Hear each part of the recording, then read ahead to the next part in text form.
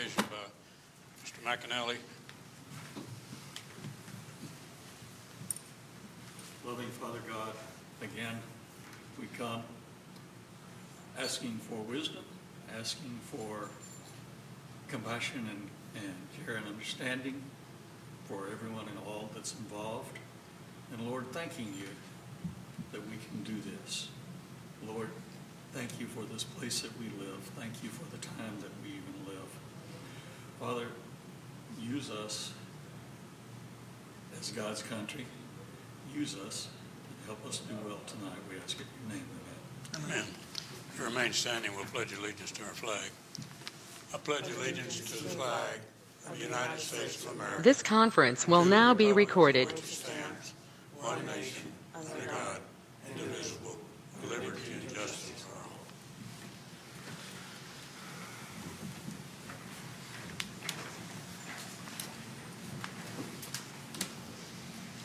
Item number 5, we have citizens' comments.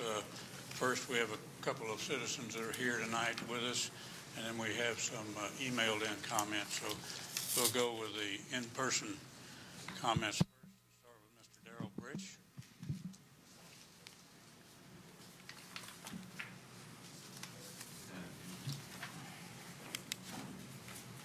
Please state your name and address, sir. Hi, Sir. Darrell Bridge. My name is DJ. All y'all know me. Make a living. Know the family. And your address, sir. I live on Avenue N, 3009, Thank you. right down the street. My wife and I, well, I was born and raised here. My wife and I have been raising our children here. 4 children for the past 6 years. Rarely, if ever, do I pay my bill late. Pretty keen on paying on time. During this COVID pandemic, which has affected our family as well as everybody else's, it's got the children out of school. A lot of parents are out of work, and everybody's at home.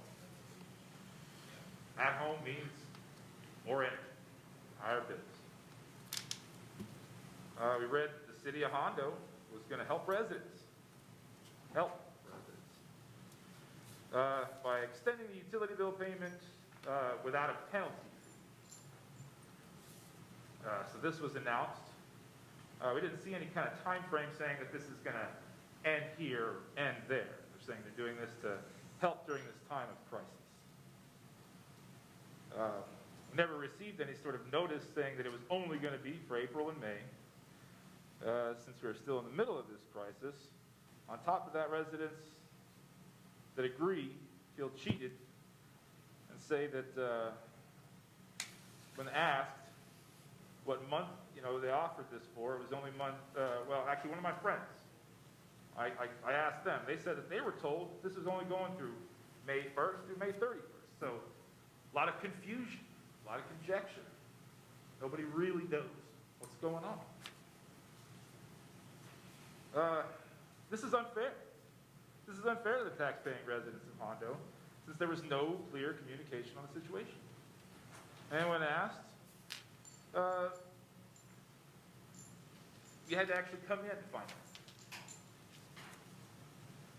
out. We would hope that the members that represent our community would take the appropriate action to correct this egregious oversight, as well as make sure that a situation like this doesn't become a regular occurrence. Our community is already suffering due to the economic stress of the country, as well as the, in my opinion, the oppressive overcharging and the monopoly that the city of Hondo has on the utility prices. This is, in my opinion, also the straw that broke this town's back. And I have several people that agree with me and are willing to sign a petition in order to do something to change that. This pandemic's been going on for about 6 months now. So 6 months, and I was told in the office this week that it was only for April and May. How does 2 months of no penalties actually helps anybody in the community. And then, as myself as well as a few others, we weren't told that it was ending, so we were actually counting on that help, and then it's over, no more help.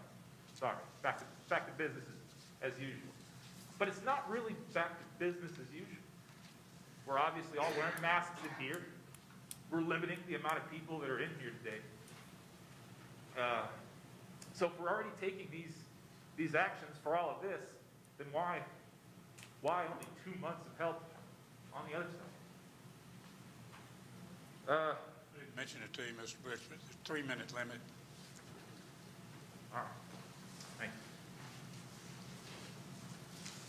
you. Mr. Chevelle Lopez.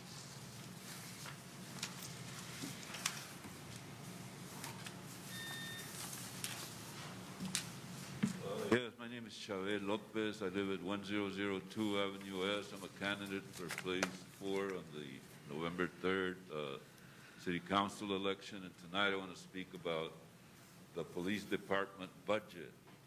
I think the police department budget is high. We have too many cops here in Hondo. We have about 23 cops, I believe, and I saw an ad that the city was trying to hire more cops, you know.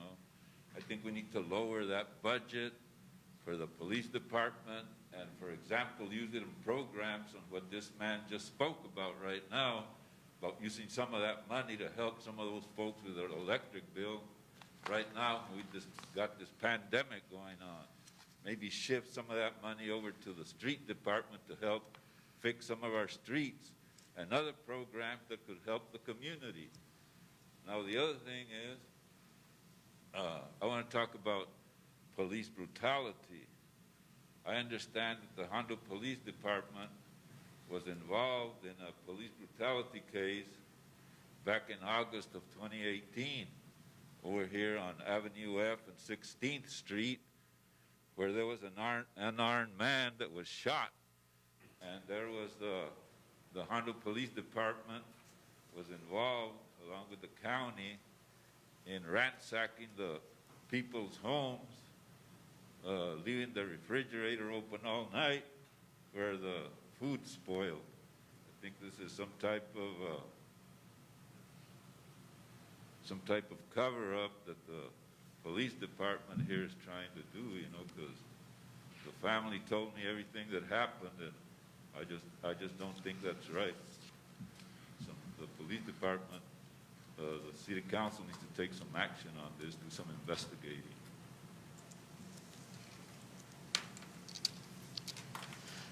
I'm going to move item number 6 down after item number Mayor, 9. Do our housekeeping matters first before we talk about There's that others. item.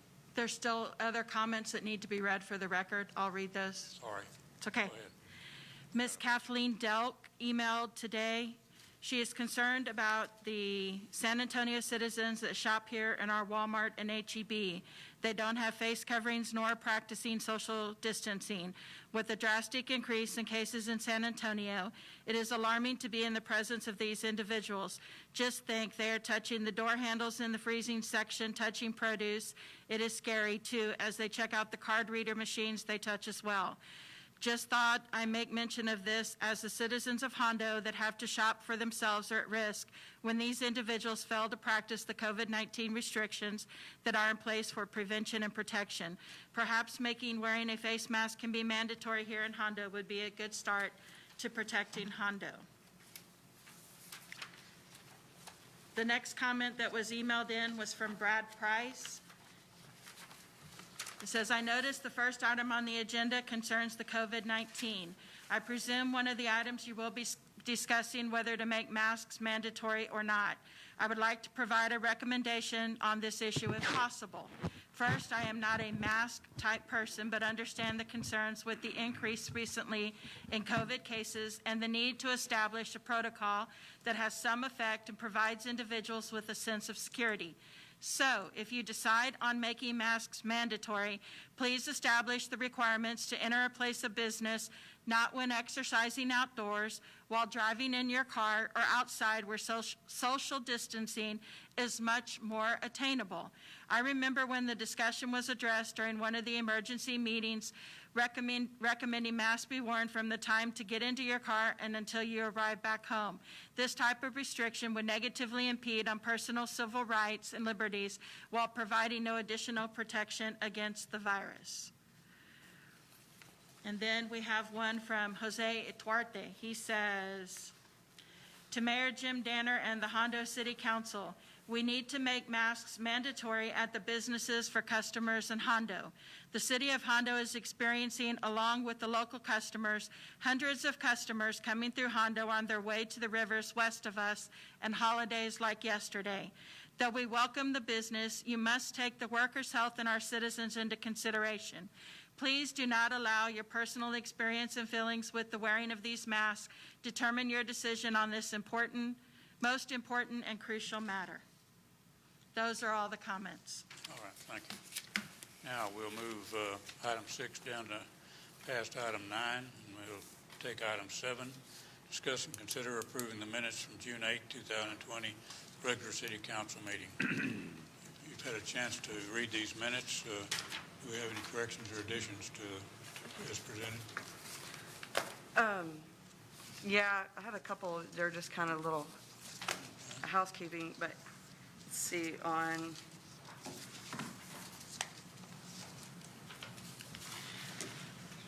number 11, it just states that Councilman Villa made a motion and he also seconded it. I mean, Yeah, I 11 and thought that. 15, yeah, and then 15 didn't have a second. a second on it. Yeah, I think I caught both of those. That's all I had. Any other corrections or additions? Have a motion to approve the minutes as corrected. So moved. Have a second? Second. All in favor of the motion, say aye. Aye. Against? Motion carries. Thank you. Item number 8, city manager report, starting with the July calendar. Mayor and council, this is just a reminder that we have a city council budget workshop July 14th. That will be where we go over the main presentation from staff for the budget. And then on the 15th, you'll be hearing from the nonprofits and those requesting hotel occupancy tax funds. And then we'll take up any follow-up questions that you had from the 14th. So please mark those on your calendar. I believe they start at 9 a.m. And then moving on to staff recognition, I wanted to do a recognition. Unfortunately, she's not able to be here with us tonight because of size of the crowd, but she is listening to Genevieve Flores. Genevieve helped me put together a grant to Union Pacific Railroad. I know that it was in the paper recently and it was on our Facebook page, but we submitted a grant to Union Pacific for some COVID relief funds, and they granted us $12,500.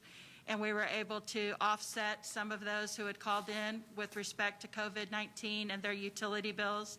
And anyone that had called in up until the point we received the grant funds, there was a credit applied to their bill to help them with the cost of their utilities through this pandemic. When was that grant received? It's been a couple of weeks now. So we used those funds? Yes. We applied it to all of the individuals who had called in up until that point, and what we did was we applied it across the board, an even amount to every resident, and it came out to right at $200. I think it was like $198.18, but I don't remember the exact amount. We did request $25,000. I will tell you that we were surprised to receive the funding because Union Pacific told us in the beginning that their funding priorities were for rent and for food. And the way we spun the grant was it doesn't do any good to have a place to live and to have food if you don't have electricity and water. So we were very surprised and happy to receive the grant. We've since put in a subsequent grant with Union Pacific, and even though it's not part of the COVID funding, we hope to hear back some positive information for some additional computers for workforce development at the library. So we're hoping to have results of that grant around September. So anybody that was displaced out of work due to COVID, hopefully will have a place to do some training and also to go in and have a place to apply for jobs, as most jobs nowadays do online applications. Any other questions about the grant? This grant thing that you just talked about, is that over and above the reduction that we did? Yes, sir. What we did was across the board, whether you told us that it was COVID-related or not, we waived all of your penalties. So your late payment fees were all waived on behalf of the city. We waived all of the deposits that needed to be made if you were on the disconnect list, and we waived all disconnect fees, and we did it for several months, not just May 1st through May 31st. I will have a separate conversation with Mr. Bridge to find out who he talked to make sure they understand how that program worked. If you recall, we discussed that with council. Staff had already gone ahead and put a plan in place to do that, and then came to council and said, this is what we did to give our residents some relief. And then after that, we had that discussion when the governor made the decision to reopen Texas. Part of what council had given us guidance to do was to look at ending that program in May. And if council wants us to go back and look at extending that program, that could be something that council, at the next council meeting, gives us direction to do. I can tell you that when we did the Union Pacific grant, and this, keep in mind, it's been several weeks now because we had to apply and then they had to process to receive it, we were already over $64,000 in relief to our residents and businesses, and that doesn't count the almost $300,000 that the Economic Development Corporation gave in support to local businesses for COVID relief, and that could have been applied to utilities as well. So the relief on the utility bills was actually for 3 months, Yes, sir. which was March, April, and May. Yes, sir. Okay, thank you. And am I correct in remembering that that was included in the information with our bills and in the paper? I don't recall if it was included in the information with the bills. I do know that typically when somebody called in and said they were impacted by COVID, that we kept a special list here. Not only were those individuals who called in and said they were impacted by COVID helped through the city, but if you recall, the city partnered with Rotary and also gave them donations, whether that be a gift basket or the initial one was a gift card to either H-E-B or Walmart, but they also partnered with Rotary for additional 20 families that got, correct me if I'm wrong, Mayor, $100 gift or food and merchandise basket, like home essentials type basket. So that was $2,000 plus another $2,500 roughly of individuals that received something back from the city in partnership with Rotary as well. I do think it was put in the newspaper. I do think Mr. Hoover covered it, but there's been so much COVID information, I can't remember that off the top of my head. What about social media? Absolutely, we put some things out on social media. We've done a lot with respect to the small business grants, and on the small business grants, it clearly stated that those funds could be used for utility relief as well. I don't remember how much was put out about waiving fees and everything, but we have not done any disconnects since March. February was the last month that we did any disconnects, and that was whether you told us you had COVID or not, because in a roundabout way, we felt all of the community has been impacted by the pandemic, and we wanted to make sure that we were trying to do the right thing by our citizens. I think, too, compliments to the utilities department, because we had to be very careful in giving out the money and against the utility bills or the gift cards or whatever, try to identify those that had been laid off or furloughed, not just anybody in the community. So I think the utilities department did a pretty good job of identifying about 200 people that they knew had been laid off or terminated or whatever. So we want to give them appreciation also. Kim, but we never did actually say that we were going to do this for the next 3 months. We actually didn't give a deadline when we approved this. Correct. What we said when we approved it was we would see how things went, and when things started to open back up and people go back to work, that was when we were going to cease the program. We did it an additional month after the governor's orders to go ahead and open. So this was the last month that it was in effect. So this month, did you still have residents that were requesting some sort of relief? I don't know that answer from this month specifically. I don't get those reports until they start to run bills, which will be next week. And at this time, we're going to still practice the no disconnect. I think that this was the month that they were telling anybody who had called in and asked, because what they told people when they called in was, we don't know when this program is going to end. That is factual, because we didn't. We did not know when everybody was going to be going back to work. It was a very loose program that we were just trying to help out the community. But we did tell them that they would still be responsible for their bills without the late fees, without all of those charges when all that came due, and that we would work with them with a payment plan. So anybody is eligible for a payment plan.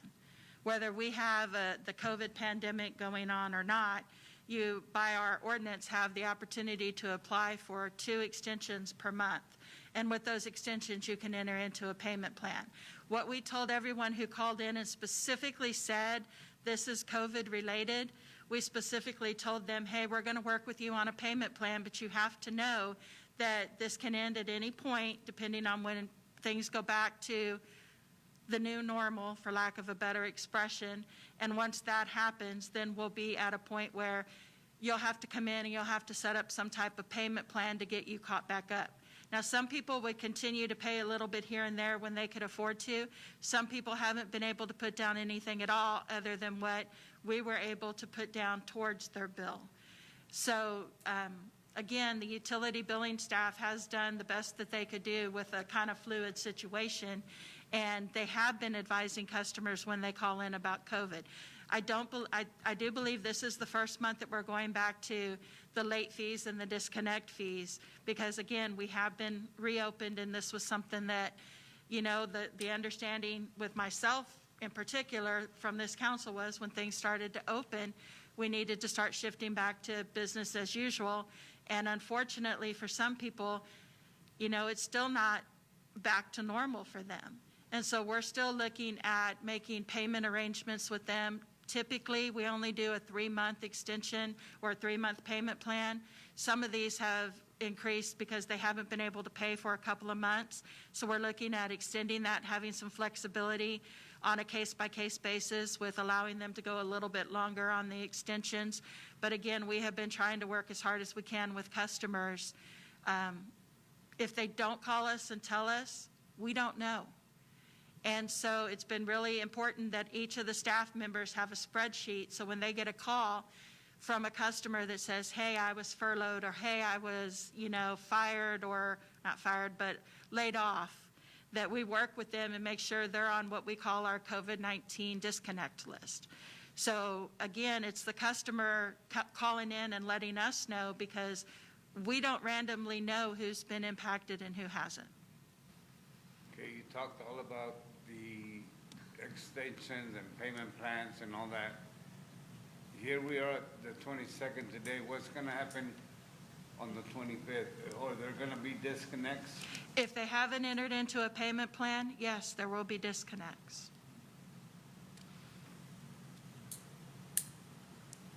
Now, if council wants us to do something different, that's up to y'all. We can go ahead and continue with the program, and you give us guidelines about how many more months you want us to continue it. But previously, the direction given to staff was, when we reopen Texas, we reopen and we go back to our normal practices.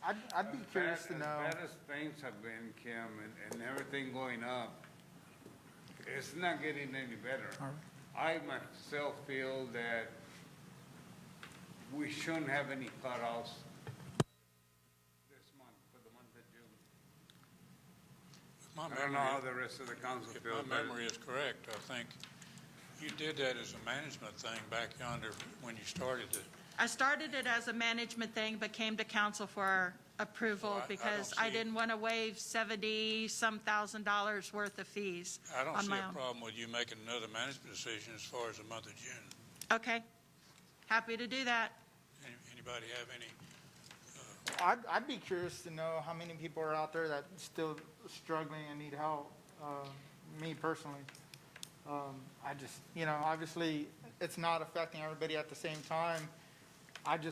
For me, you know, obviously someone needs help. But then again, Bobby, it all depends until the 25th comes along that we're gonna know exactly how many people are being impacted. Yeah. You know, because of So- them not being able to pay their bill. My suggestion would be, Utilities are still keeping track, aren't they? yes, utilities too. but we've been taking people at face value. My suggestion would be if we continue down this program, that we need them to bring in some type of documentation. So as was pointed out at a previous council meeting, that we might have some frequent flyers who might benefit from this program. We need to limit those. So what we can do is put together some type of form that someone who's impacted by COVID can fill out for us, and we can know that and go from there.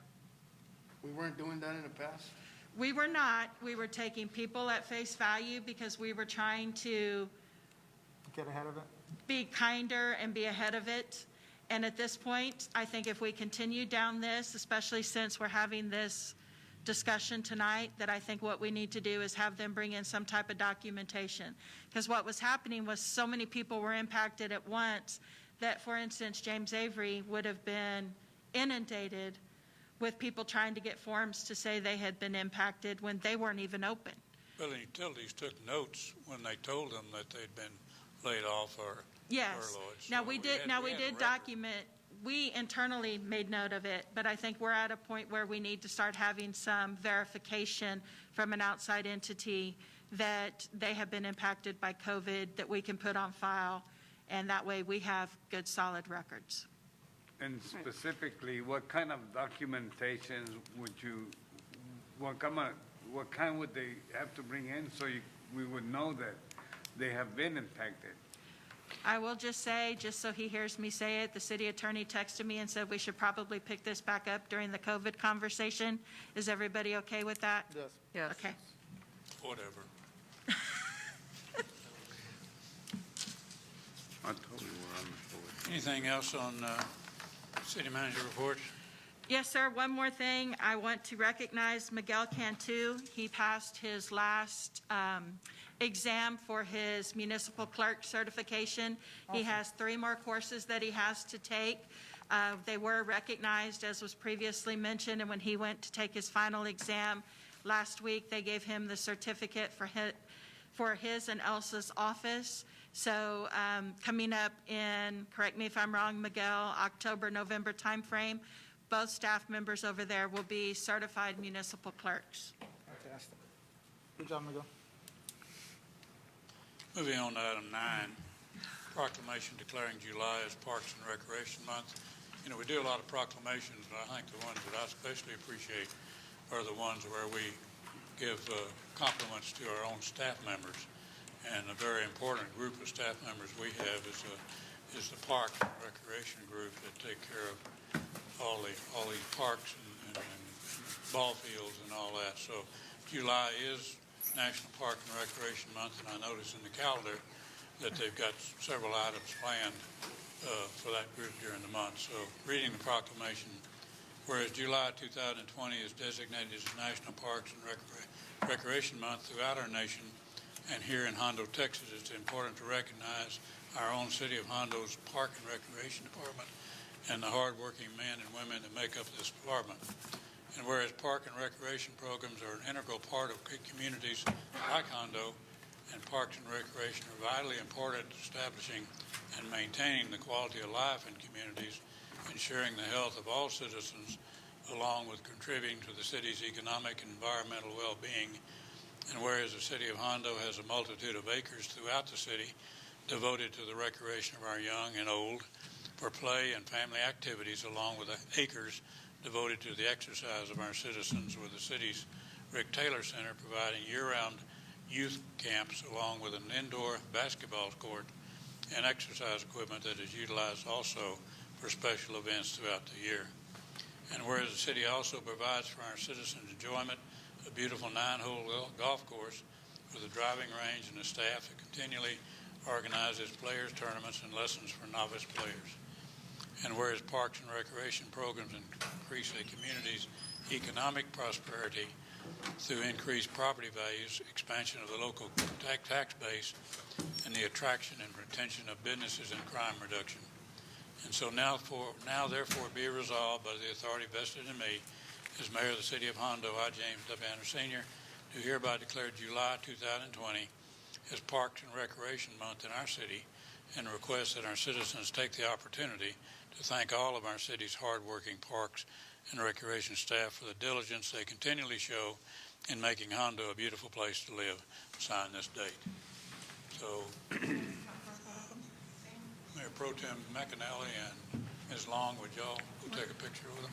I'm all hooked up and I can't.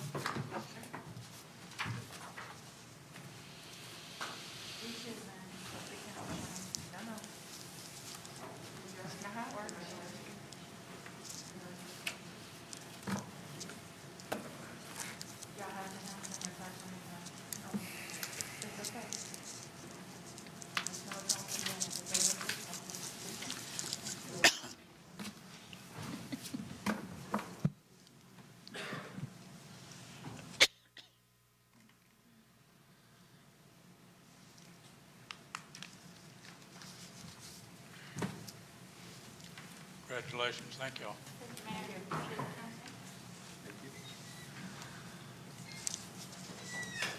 Okay, now we'll go back to item number 6.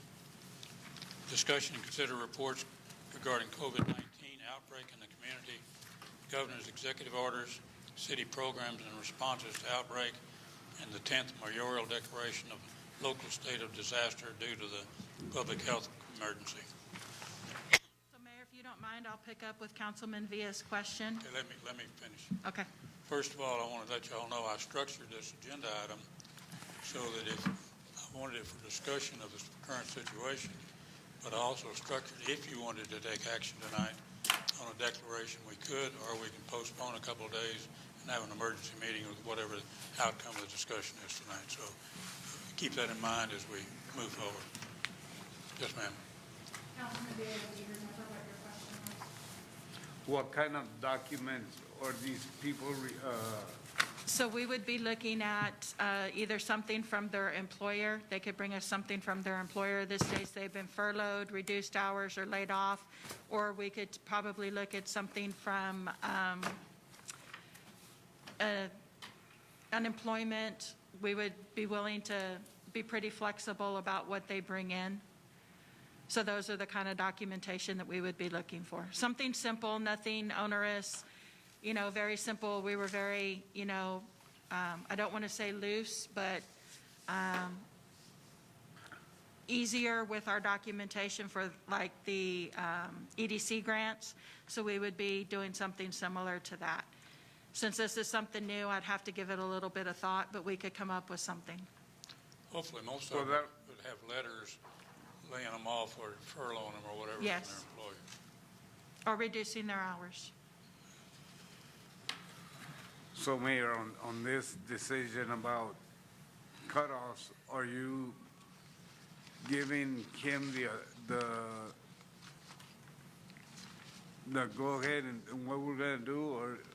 I suggested, since she originally started the deal and then came to council, I suggested she go ahead and make a decision for June and then bring it to the next meeting unless y'all have an opposition to that. No, that'll be fine. I agree.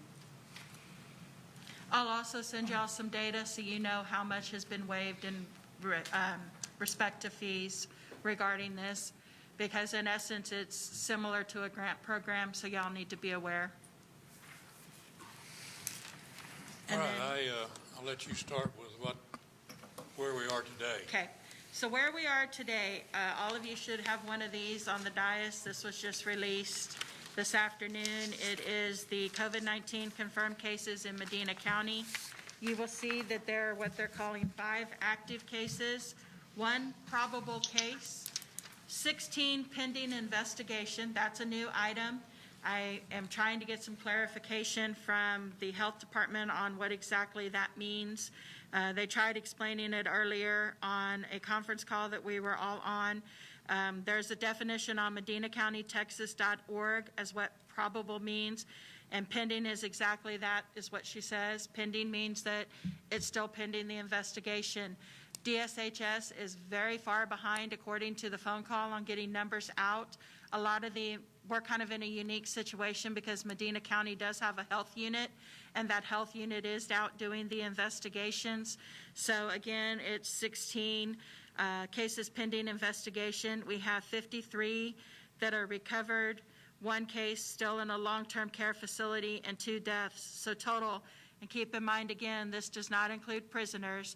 This is strictly the general population of Hondo, is 78 cases. Now, it does include those that are associated with the Texas Department of Criminal Justice that are staff members. Those are listed on here.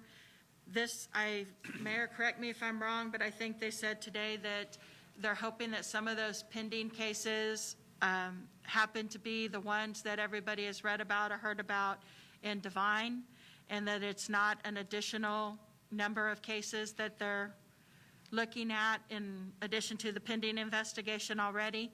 I know that there's been a little bit of an uptick, and that has to do both with the increase in testing, but also the relaxing of some of the following of some of the guidelines.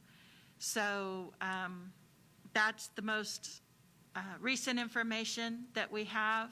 I sent all of you numbers last week for the Texas Department of Criminal Justice, and they, I think, had 177 cases at the Nye unit, and I think the Torres was significantly less. I don't remember those numbers off the top of my head. I also sent you some information about some employees who are self-quarantining because of potential exposures. We had a parent at our summer rec program who tested positive.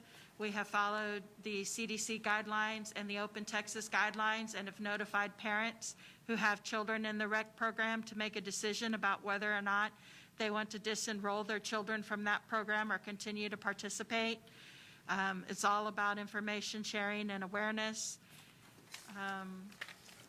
Again, the 3 cases that we have that are potential exposures that are self-quarantining are 3 different individuals that had 3 different potential exposures, but all of them happen to work here at City Hall. So we are being stricter about the mask wearing inside the building, not just when customers are inside, but even when we're dealing with each other if we can't keep the 6-foot distance and barrier. And one of the things that we may consider as things, depending how things happen over the course of the next few weeks, is whether or not we go back to only taking drive-through customers and look at closing city facilities back to walk-ins. I know that it was announced on our call today that Veteran Services locally are only taking people by appointment, and that may change. Originally, they were planning on opening back up in July. That has been pushed back to August. I noticed that several corporations, entities, public service agencies are looking at pushing some of those reopen dates back. We are continuing to function at city facilities. We've had no delays in anything due to COVID-19. Unfortunately, 2 of the members, one of them will be presenting tonight, that's on self-quarantine. She'll be doing it from the phone, simply because it's the smartest thing to do. Have I forgotten anything, Mayor? No, I think, the reason we put it back on the agenda tonight was because of the recent events, and that was before what happened over the weekend, and where we saw all the cases come up in Divine.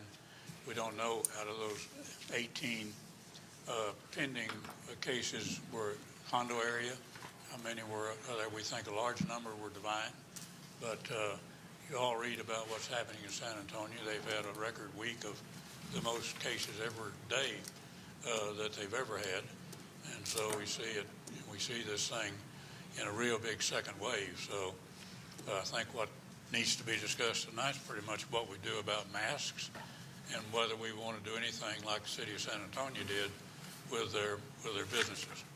So I'll kind of open it up for discussion along those lines. Mayor, before you go that far, I have 2 more things that I meant to mention. One was that there was a softball tournament this weekend. I will let you know that the softball organizer reached out to us several weeks ago and asked if they could move forward with the tournament. They gave us, we said, not without some type of safety plan that coincides with social distancing, limiting people, limiting exposures, limiting groups. They provided us with a very, very detailed safety plan and then didn't follow it. So the police chief, I made the personal call to him and asked him to go speak to the tournament organizers and give them 15 minutes to come into compliance, or we were going to shut the tournament down. They heard us loud and clear, and they came into compliance with their safety plan. They announced everything over the speakers. They taped off the bleachers and did all the things that they were supposed to do to begin with. So we appreciate the fact that they came into compliance. I also received a phone call from a council member inquiring about the fair hall. And then I was also asked by a council member earlier and said I had some information about that. I just want to remind everybody that even though the city owns the building, we do not control. The Fair Association does all of the rentals. They lease the building from the city, and the Fair Association is responsible for the rentals. Now, when all of this started, the Fair Association was closed down. They contacted the city. They asked us to give them an occupancy number. There was a little bit of confusion because their certificate of occupancy that was issued in 2016 said 1,500. That 1,500 was for egress. It was a typo on the C of O. The fire marshal went out. He did a walkthrough of the building, determined based on the use that the occupancy load for the building is 701. So 75% of that would be, I think it was 557 people. The reports are that there were well over 1,000 people at the Fair Hall this weekend for a graduation party. Reached out to the Fair Association today. They agree that it's a concern. They actually have all the people who are renting the facility sign a form that clearly states this is what the occupancy level is to be. If the city or county comes out to the facility to shut you down because you're violating the occupancy load, social distancing, any of those things, you will not receive a refund on your rental. So the Fair Association is going to start a practice of emailing the police chief that form for every rental so he knows who's renting the fair hall, that they've been advised of what the occupancy load is, and then whatever PD staff is on duty will be monitoring for compliance, because it is our duty and obligation to make sure that the community is practicing safe hygiene, safe social distancing, and whatever is passed through government regarding the pandemic. So in other words, you're only talking about the fair building right now. What about all these other businesses that aren't following protocol? Is the chief of police and our officers going to be monitoring these businesses now? We should have been doing it always. And because again, they're not following protocol. and again, I will say this out loud, we have been monitoring those businesses. Council had asked us originally not to look at issuing citations and violations. You asked us to work towards voluntary compliance. It's been very difficult to get some of these businesses to do voluntary compliance. Just like it's difficult to get everybody on consensus about whether or not you should wear masks, some people feel that it's my private business and I shouldn't be told how many people I can let in and whatnot. Anytime we've had a complaint, or anytime that they've driven by and they've seen an issue, they've gone in and addressed those businesses and asked them to comply with the 6-foot distancing between tables and all of those requirements with respect to occupancy. If council would like for us to transition from voluntary compliance to issuing citations, happy to give the police chief that guidance. Well, that's part of what we're talking about tonight. In that regard, and our attorney may know, the state has set these 50%, 25%, 50% numbers and everything, and those are based, and they've given clear indication how those numbers are arrived at. There's been some questions from it. Has the state provided any way of enforcing it, or are they leaving it simply to the local entities? With enforcement, they're leaving it to local entities. It's your job to go out and police your community. I think what a lot of communities are doing is they're hoping for self-policing. In fact, I've heard council members sit up here and say that, you know, it's time for people to start taking ownership and practicing these safe guidelines on their own without us being big brother, so to speak. So I think it's left to local communities to do the policing. They haven't really given us any additional resources, any additional time, or assets to be able to go out and do policing. So again, it's very difficult to go in. You have to look at the C of O, calculate the 75%, look around the room, and again, it's talking to that business owner and hoping that they're going to be willing at this point to do voluntary compliance. Well, I don't the thing is, Kim, it's been going on for a month and a half and they still don't comply. So we need to start enforcing that so that they do comply. Is it out of the question legally for the public to know these groups that are consistently out of compliance? Well, it's not. What do you mean by groups? It's not. Whether it's a family group or whether it's a business or the fair hall or whatever. In other words, if the police have to go and say, look, we'd like to educate you some more. We want you to do this on your own, but it has been a recurring thing. That becomes a matter of record in the police record, at least, I would imagine. And it occurs to me that short of fining and hauling these people off, there is public opinion that can be waged against them. So I don't think it is a good practice to out people who don't comply. I think that causes some dissension between the city and the local businesses. Probably not our best option. Again, the council has been somewhat split on this particular topic. Happy to take the direction. And then I just got a text message from the attorney that I want to read. It says, correct, state executive order leaves cities to regulate businesses to comply. Government code allows city to penalize for failing to comply with the emergency order. It's in the proclamation that council can consider tonight. One other thing that I wanted to add was that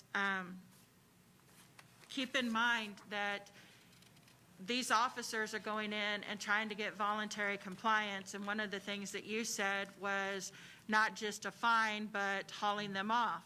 It specifically states in the governor's executive order that no jail time will be served by anyone for violating any of the executive orders, and that his executive order supersedes any cities or counties' orders regarding jail time. So it would strictly be a fine. I wasn't talking about jail times. That's out of the question. I mean, it's been there all the time. But what I've read and what I understand now, It's fine. it's the governor's, it comes from the governor that if businesses don't comply with his regulations and declaration, they can be fined. True, they can be Okay, fined. we need to start enforcing that, because I can tell you all the businesses on the Highway 90 are not complying, especially now that it's the vacation time of the year and everybody going to the river. You know, HEB's packed with hundreds of people coming out from San Antonio or Houston, wherever they come from, and it's affecting the city of Hondo. The same goes with the restaurants. I mean, they need, yes, I understand they need to work and they need their employees and all that, but they're not following the rules. And we really need to get on top of this. And if they don't comply, we need to issue them a fine. And if that's I the, don't think there's any city in the county or any city around small town that I know of that's enforcing it. Well, I don't think San Antonio's enforcing it until they just recently did the mandatory fine to and I the think, businesses. and another thing, Mayor, I think we need to make this mandatory for all businesses, people coming in and the employees to be wearing masks. Can we talk about the declaration? Yes, I will. So let's go ahead. In that regard, section 6 of our possible declaration tonight says, from debate of this executive order, all commercial entities in the city of Honda providing goods or services directly to the public must develop and implement a health and safety policy. The health and safety policy must require, at a minimum, that all employees or visitors to the commercial entity's business premises or other facilities wear face coverings when in an area or performing an activity which will necessarily involve close contact or proximity to coworkers or the public where 6 feet of separation is not feasible. The health and safety policy required to be developed and implemented by this executive order may also include the implementation of other mitigating measures such as temperature checks or health screenings. That's not talking about a fine, but it is more teeth than what is current. But there's fine section way on Later down. on, right. So that fine, that's my question. So that fine here of $1,000 is referring to section 6. Okay, because it says section 7. There's a mistake, there was two Okay, sevens. so what this is saying is the business owner, if we pass this, we would require the business owner to have himself, his employees, wear the mask. The customers that come in there have to wear the mask. If a customer comes in there and this is not complied with, the business owner is fined. He lets them in. He lets them in. You know, not the customer, the Correct. business owner. Right. You can only, the governor, again, from the attorney, the governor's executive order doesn't allow city to penalize individual for face coverings. However, it does allow cities to regulate businesses to require its customers to wear face coverings. Right, because we have section 7 here that goes over all the face coverings, and at the end of it, it says exactly what you just said. No civil or criminal penalty will be imposed on individuals for failure to wear a face covering. So, And item 7, I asked the attorneys to prepare a proclamation that didn't require face coverings on people when they leave their home, which we have not, we've said we're not going to do that. He put that in there anyway and took out the recommendations that we had in the prior declaration. So before the night's over, we're going to have to change several things in that. so what you're proposing here is that we put the burden back on the small business here in Hondo. And so This is in here as a talking point. okay.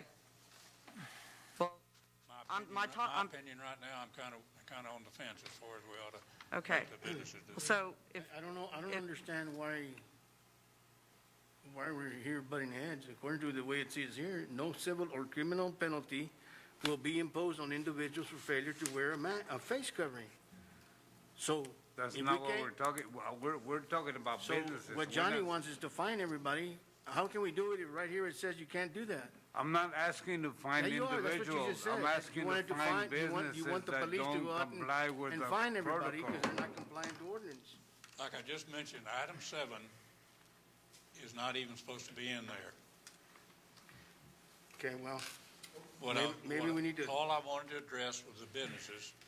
If y'all wanted to require a mandatory mask for everybody all the time, then that's how this would read. But that's why it says you can't exercise any penalty on individuals for failure to wear a mask. However, Bear County and some other entities have instituted this backdoor policy of saying, okay, you can't go after the individuals, but you can make it harder on a business entity. And I'm curious to see how that's going to play out. I think it's relatively new, but I'm looking at section 8 here, and I'm curious, does this pretty much mirror what is in the Senate, in the bill? I have a feeling it's probably exactly the way it Pretty reads as close. Frank prepared it. And it's also part of the, if you read it, Section 8, it says, with the Texas Government Code, Section 418.173 of the Texas Government Code, a person who knowingly or intentionally violates this declaration commits an offense punishable by fine. So it's the local government code, basically, that sets the fine at $1,000. It's already said. It's already set. And that's done by the local government code, not by the county, not by Bear County, not by the attorney's office, not by the city of Hondo. The standard fine for violating an emergency declaration by the government code is $1,000. And I know it says, or confinement in jail for a term that does not exceed 180 days, which, again, that's in the local government code, but the governor says that his executive order supersedes that, so. Wouldn't it be enough to just at least get their attention? Chief, from the beginning of this, how many citations, written warnings have we issued Prior to this, through this entire thing in the last 5, 6 I would have to months? go back and get those numbers. I don't have those numbers available. But The I only know that thing we you've were done out is there. on the We've had a lot of encounters though, curfews, right? right? Correct. Yeah. Only thing you issued was on the curfews, wasn't it? Correct, and I believe on gatherings, I believe at that time we had no social gatherings, if I believe, what was it, 10 or more? Right? Yeah. We had a couple of knock and talks. Most, again, going back to what the consensus of council was previously, was you wanted us to do knock and talks. You didn't really want us to issue citations. You wanted us to do voluntary compliance. If the shift now is, okay, we've tried talking to the businesses that are exceeding the 75% threshold, not even about the face coverings, just the 75% threshold, the social distancing. If you wanted us to go back and say, okay, we've been to X business 3 times and you're just not listening, so here's your citation, we can do that. But again, the consensus previously from this council was, we don't really want you doing that. We want you to get voluntary compliance. But Councilman V is right. There comes a point in a time when PD feels like, why am I going back to this same business? Because they're just not going to do it. And if we're just trying to get voluntary compliance, then at a point, that doesn't work any longer. Now, whether or not you require face coverings in all businesses, that's a point of discussion for y'all tonight. I was in San Antonio today, and 4 different businesses, every one of them were complying like business as usual. It didn't, I mean, they were uncomfortable wearing masks and all, but they were all very strongly complying to protect their own people. So I think once you do something, they will just automatically go ahead and follow the rules. Is every business being required to post their occupancy certificate? Yes, now? sir. Which they should have been doing previously. And we've had several businesses call in and say, hey, I can't find my certificate of occupancy. Can you give us an occupancy load? And we do that. I think, to cut it short, we have 2 things to decide tonight. Are we going to require mandatory masks by everybody when they leave their residence? Second, are we going to require the businesses to require masks and the other things for their employees and their customers coming in?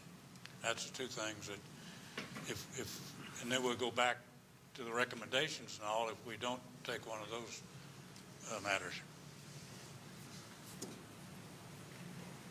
I would like to see, Mayor, I'm not talking about everybody wearing a mask as soon as they walk out their house. I'm talking about people need to wear a mask when they go into a business, and the employees need to wear a mask when they're at the business.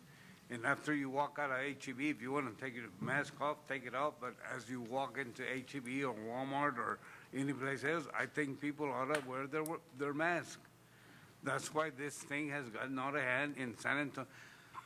It's pretty bad here in Hondo. To me, these figures aren't accurate in Medina County. They're not accurate. And you know how things have been going in the whole state of Texas. Texas is one of the worst right now. Believe me, by the end of July, everything's gonna be shut down again if this continues. Texas will shut down. So if we don't pass this declaration tonight, basically, then we just fall into what we're currently doing. I think we have to extend the one we have, would be all that we would do. Extend our current one. I don't- didn't look at the last one to see when it expired.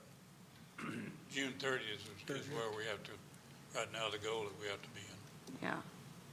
I just don't see how we can go and impose the restrictions on a business to, I think it's that business's choice if they so see it to have themselves and their customers wear a mask. And if that's their decision, that's what they do. And if not, then that's also what they do. That's their choice.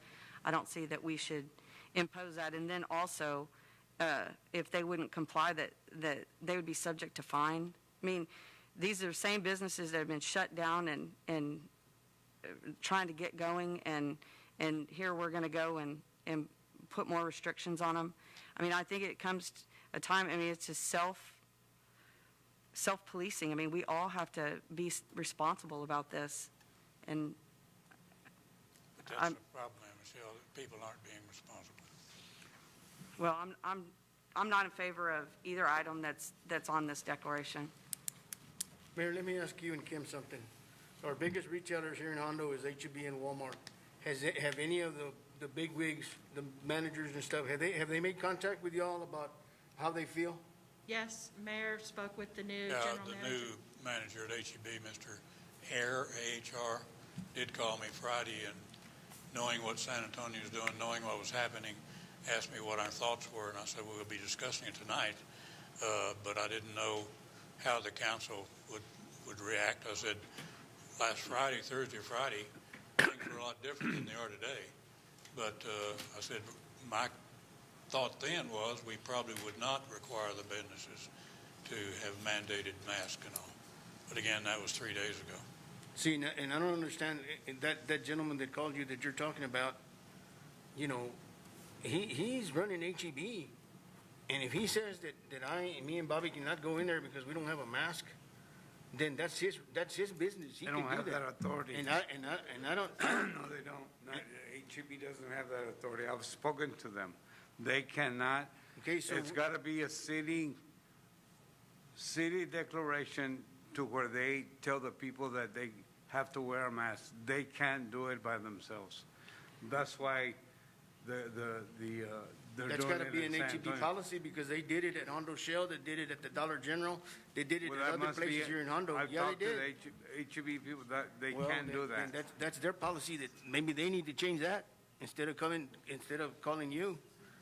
I'm like Ann Michelle. I'm not in agreement that we. Called me to try to Well, influence me y'all to do gotta anything one way understand or the that other. He just wanted to know what our thinking was. Right. I Mayor, understand that. I understand that. Mayor, if I can add, understand too, is that we've been in communication with a bunch of, example, H-E-B, Walmart, some other local restaurants here, the drive-throughs, name it. A lot of these managers are relying on the city to make that order in order for them to be able to ensure that, hey, we can put it out there. Some of these upper managements from the managers, higher than the managers, aren't able to or don't want to make that order or decision. So they're like, hey, if we can get y'all guys to help. And our recommendation is, hey, look, you need to reach out to the local leaders within the city and express your concern, and then you go from there.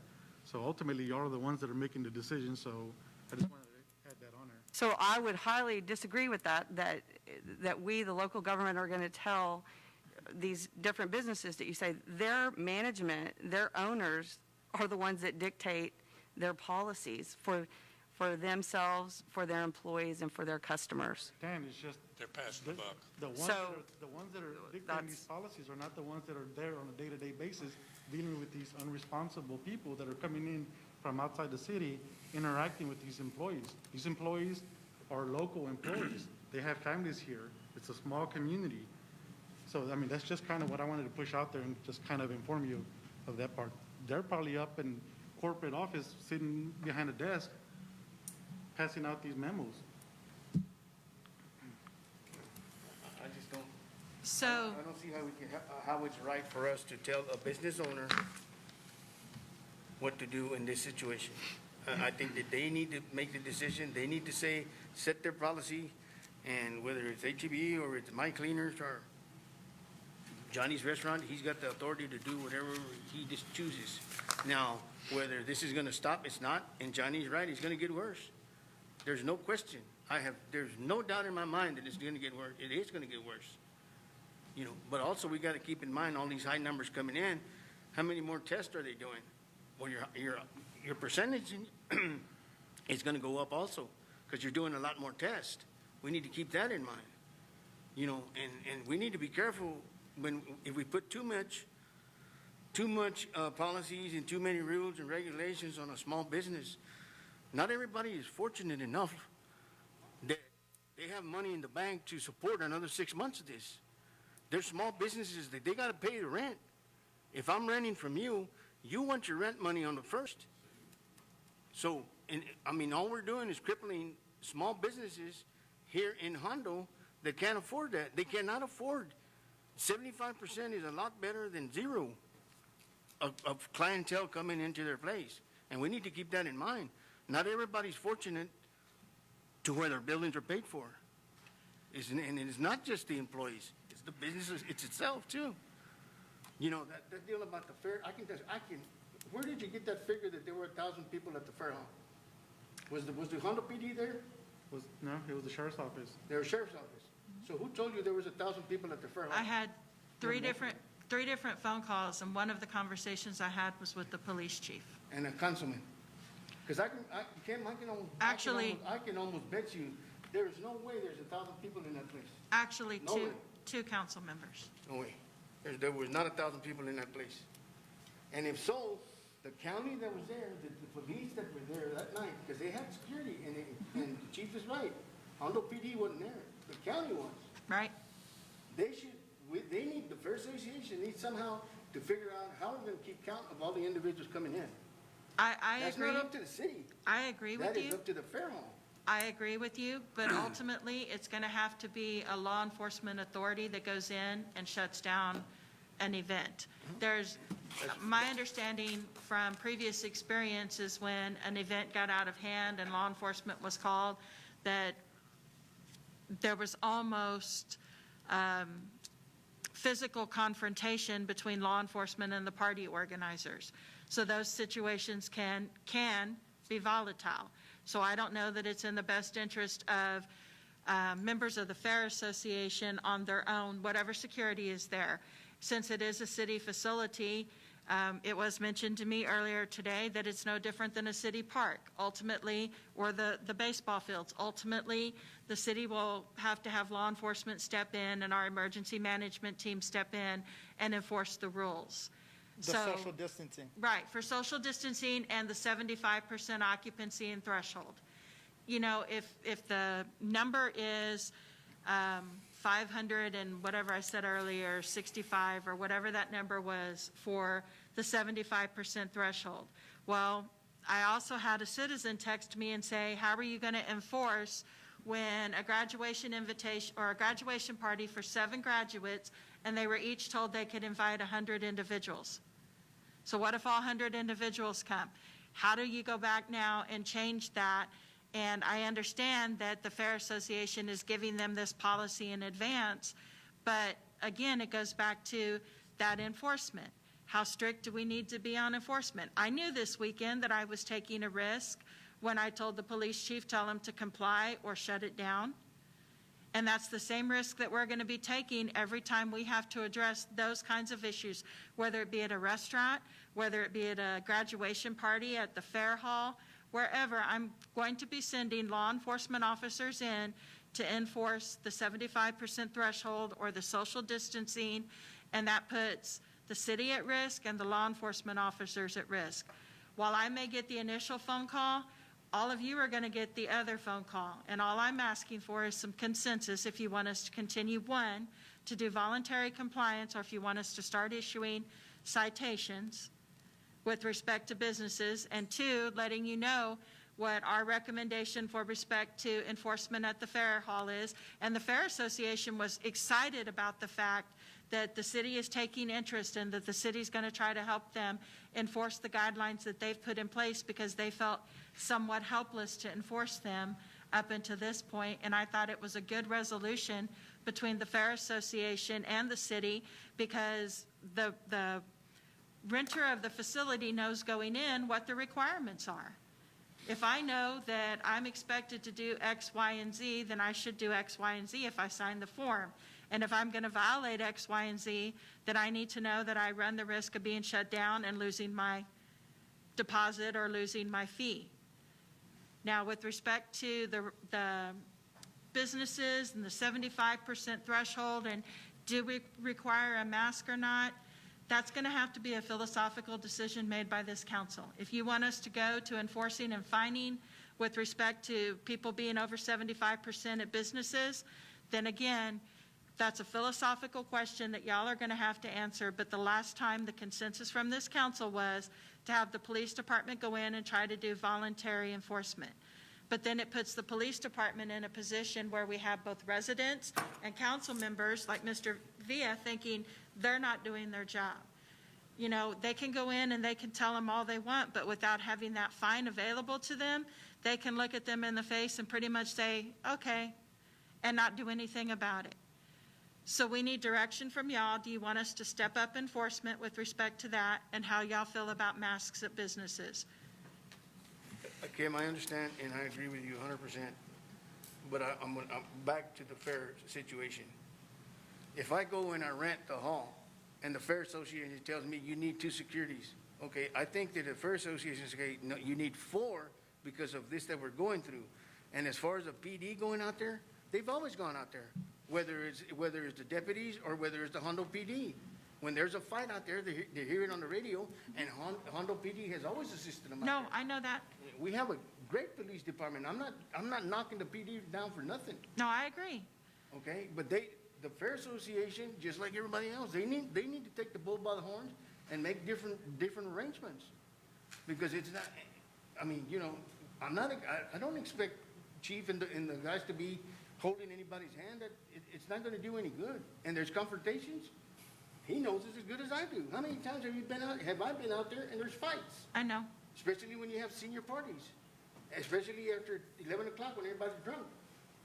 It's going to happen. And the Hondo PD has done it great.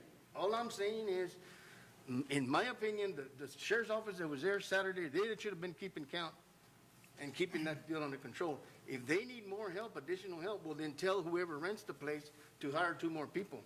Even though the PD is willing to go, I'm not saying for them not to go out there by all means. They need to go out there. And they've always done it. Right. Now all of a sudden there's a problem. I just don't, I'm not I saying, don't understand. I'm not saying that there's a problem, Councilman Torres. What I am saying is that if you're going to go out there and you're going to tell somebody that they're going to lose their money and you're stopping their party, that's going to be a more volatile situation than if 2 people just get in an argument.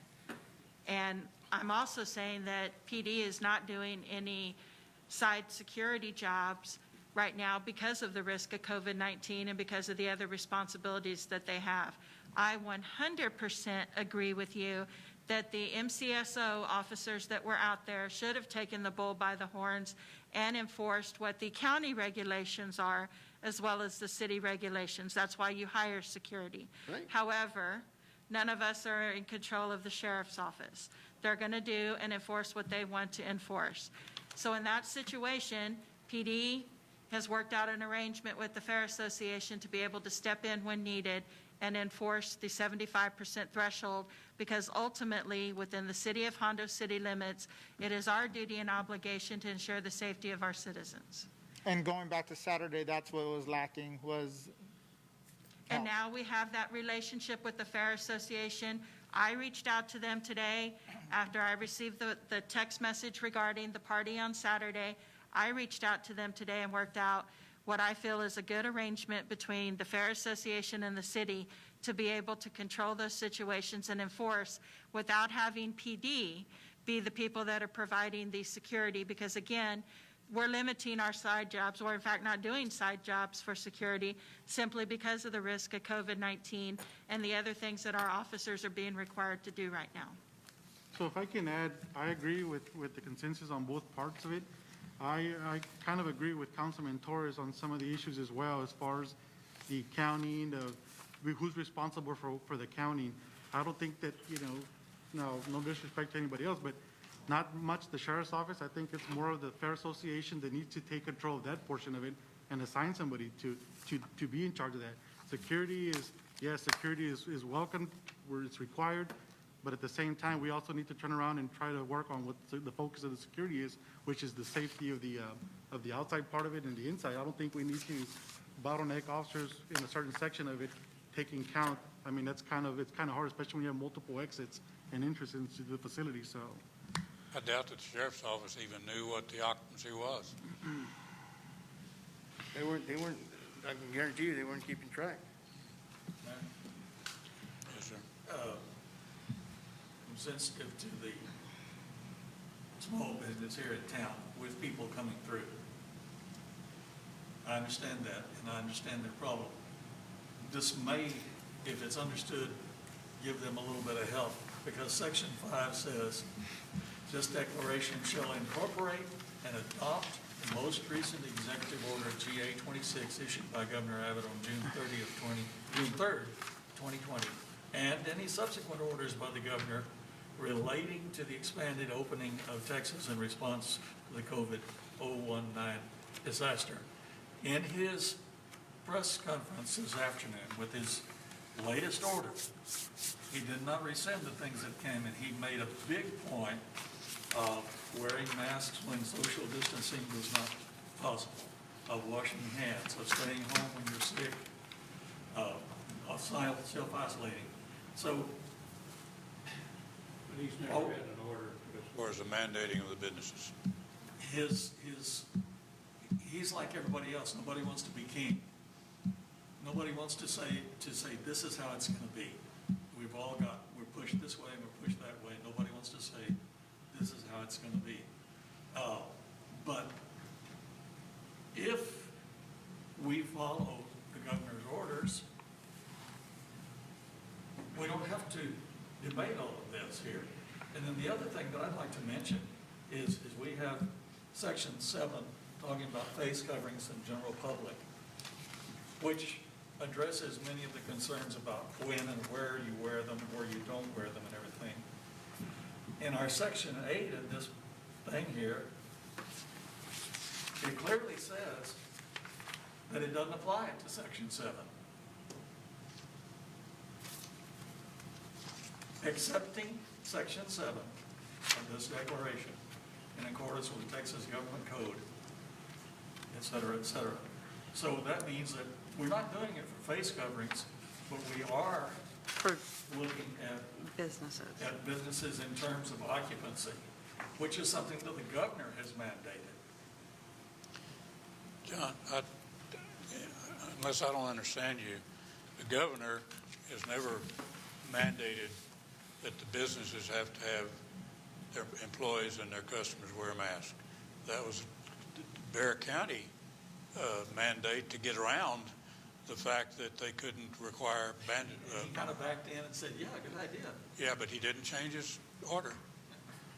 His order hadn't been changed. So we're still operating on his old order, which doesn't require a mandate to the businesses. Well, my point is that our order is, our possible order as it's written here is in conflict with itself. Well, I already told you that item 7 shouldn't have been in there. So what the city attorney has told me, again via text message, is that if you don't want the 2 paragraphs that you're having issues with this evening, that you can strike both of those. You can okay the 10th proclamation, and that will move it forward to extend your emergency order. Except I think we need to get back in there is the recommendations we were making that the public wear masks in certain places. I think, Mayor, that is Part of. under the governor's also. We decided since we couldn't mandate it, that we would just put a strong recommendation out to our Hondo community that they wear masks. Okay, so we can update. And also, might be, if council agrees, to put out a recommendation to the businesses that they have at least their employees wear masks. Something of that word, if we don't require it. So can I make just a slight differentiation between a small business and what we're seeing with corporate entities?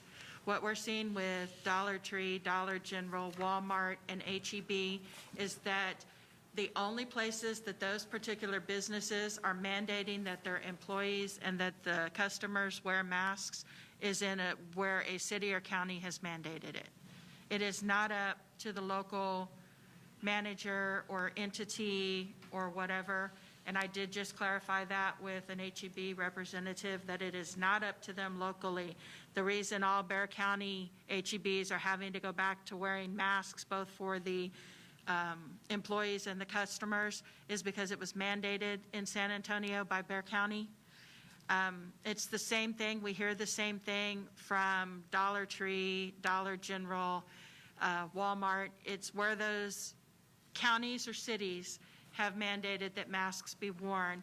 It empowers them to go through their chain of command then to get that kind of signage and enforcement at those local businesses.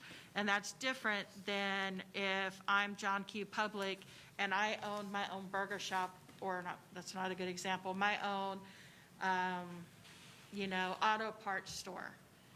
If I'm John Q. Public and I own my auto parts store, then as a business owner, a private business owner, I have the discretion to decide I am going to mandate to protect my employees and my customers, and I'm going to mandate a mask, or I think this is hooey, I think that this thing is just like the flu, and I'm not going to mandate a mask.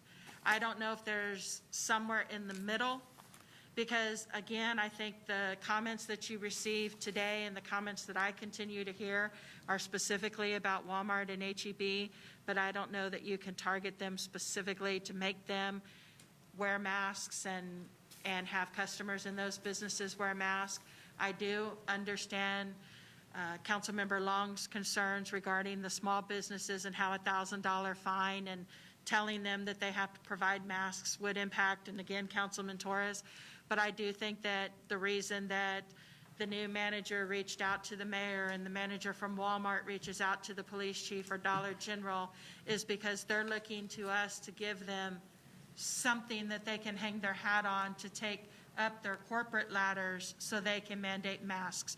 Because those are the places that you see the traveling people come through. The majority of time, the people that are traveling through Hondo to go to the river aren't going to stop at Napa Auto Parts. They're going to be stopping at H-E-B or they're going to be stopping at Walmart. But the problem is finding the balance between protecting your local citizens that go to those big stores from what's being brought into our community and protecting those employees with managing that with the small mom and pop shops. And I wish I had the magic wand I could wave and say, council, just do this. But again, it's going to have to be one of those tough decisions that you guys get paid the big bucks to make. Unfortunately, things are not going to change here unless the people start voluntarily wearing masks. Right. And especially since y'all don't want to force them to. So I don't see any change in the risk that we have going forward. All we can do, and I suggest we put those 3 recommendations in, that the recommendations they wear the mask, and that we recommend to the businesses that their people wear masks. So another message from the city attorney as he's listening in, he says, yes, we can add the face coverings recommendation from the 9th proclamation. Bexar County action on face coverings was after the governor pointed out that his executive order allowed cities to do so. Governor explained that Texas was too varied to have state-set rules for all businesses. Cities were in better position to regulate local businesses. So again, he's saying you can't regulate individuals, but you can regulate the businesses and force the businesses to take ownership of making everybody wear a mask. We knew that an hour ago. Well, just sharing. But we can't specifically say grocery stores, correct? I can ask. Well, we used to have a deal in there about grocery stores. Well, Maybe it's still in there. and he said he could put that same language back, but it was very broad. It wasn't mandated. it was only strongly recommended.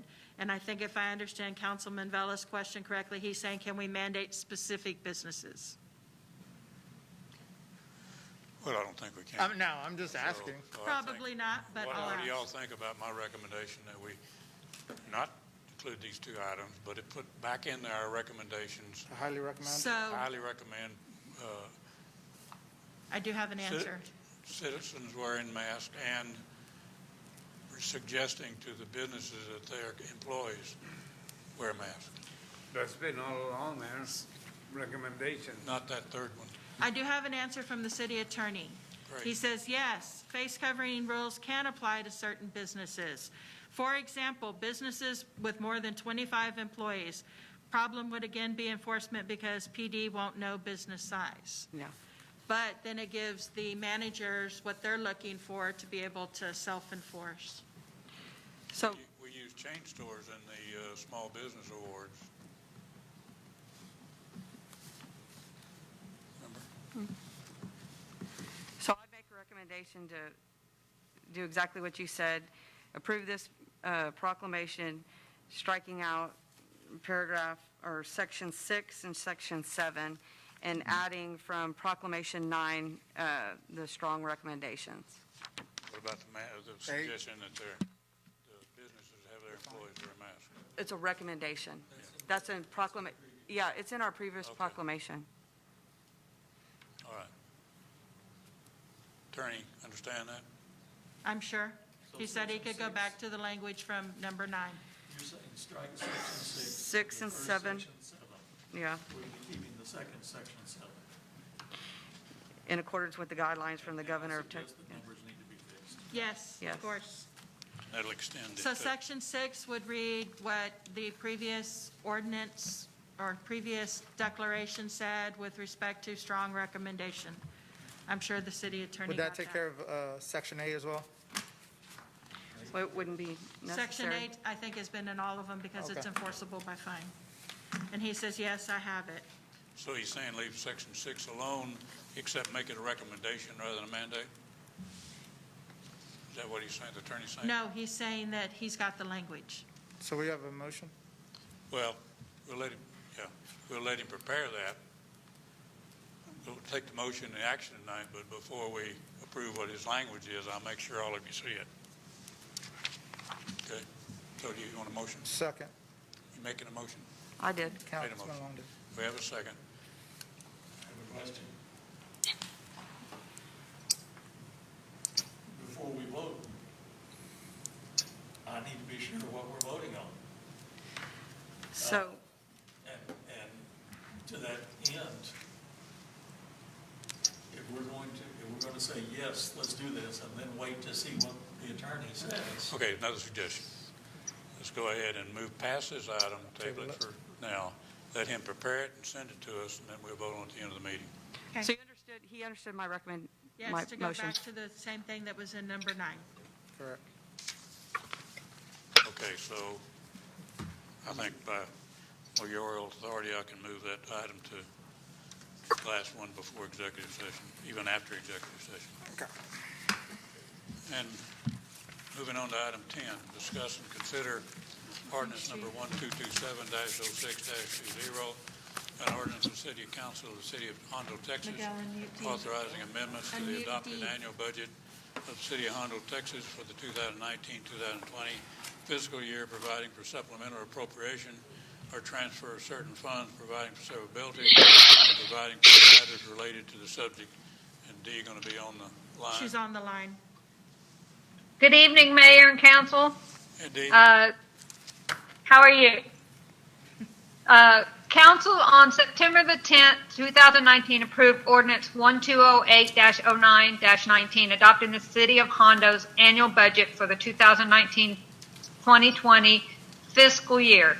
It is deemed advisable to amend the budget for municipal purposes to provide half a year for the IT administrator salary and benefits at $34,000, a record of receipt of U.S. Department of Commerce Economic Development Administration, also known as EDA, grant in the amount of $128,000 and to provide funds not to exceed $314,000 for small business COVID-19 stimulus grants provided through the Economic Development Corporation.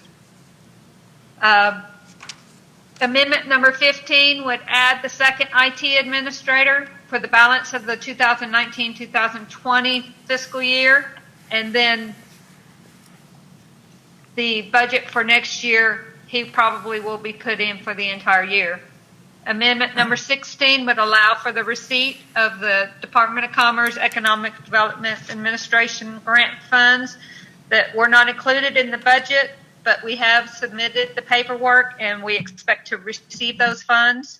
And Amendment 17 would provide funds not to exceed $314,000. This was the small business stimulus that Genevieve and Kim and Mayor put together, and it was agreed that $300,000 would be for small business. Let's see, what was the name of that? Keeping God's Country Working. That's correct. Keeping God's Country Working was $300,000 total available funds. Hondo Emergency Co-Marketing Grant with $9,000 total available funds, and the Hotel Occupancy Tax Payment Emergency Deferral and or Forgiveness Program with $5,000 available funds. Those add up to the $314,000. To date, grants have totaled $269,300. And that leaves $44,700. I don't know if there are more applications coming in, but if there are, I'm sure that the city still has money so that they would still entertain those.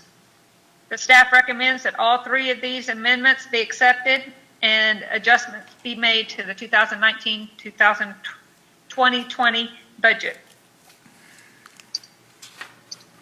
Any questions? Just on the small business program, there hadn't been any new applications in 2 weeks. However, the task force haven't met to talk about cutting it off now or letting it go on further or what. So there is that kind of money still outstanding for any new applicants for right now. I move we accept all three amendments. Second. Motion made and seconded. Do we have any further discussion? Yes, sir. All in favor of the motion, say aye. Aye. Against? Motion carries. Thank you, Dee. Thank you, Mayor. Number 11, discuss and consider authorizing the city manager to repurpose funding of a vehicle purchase to allow for purchasing equipment and upgrading field lighting project at T.A. Lopez Park. Carissa is coming in to present that.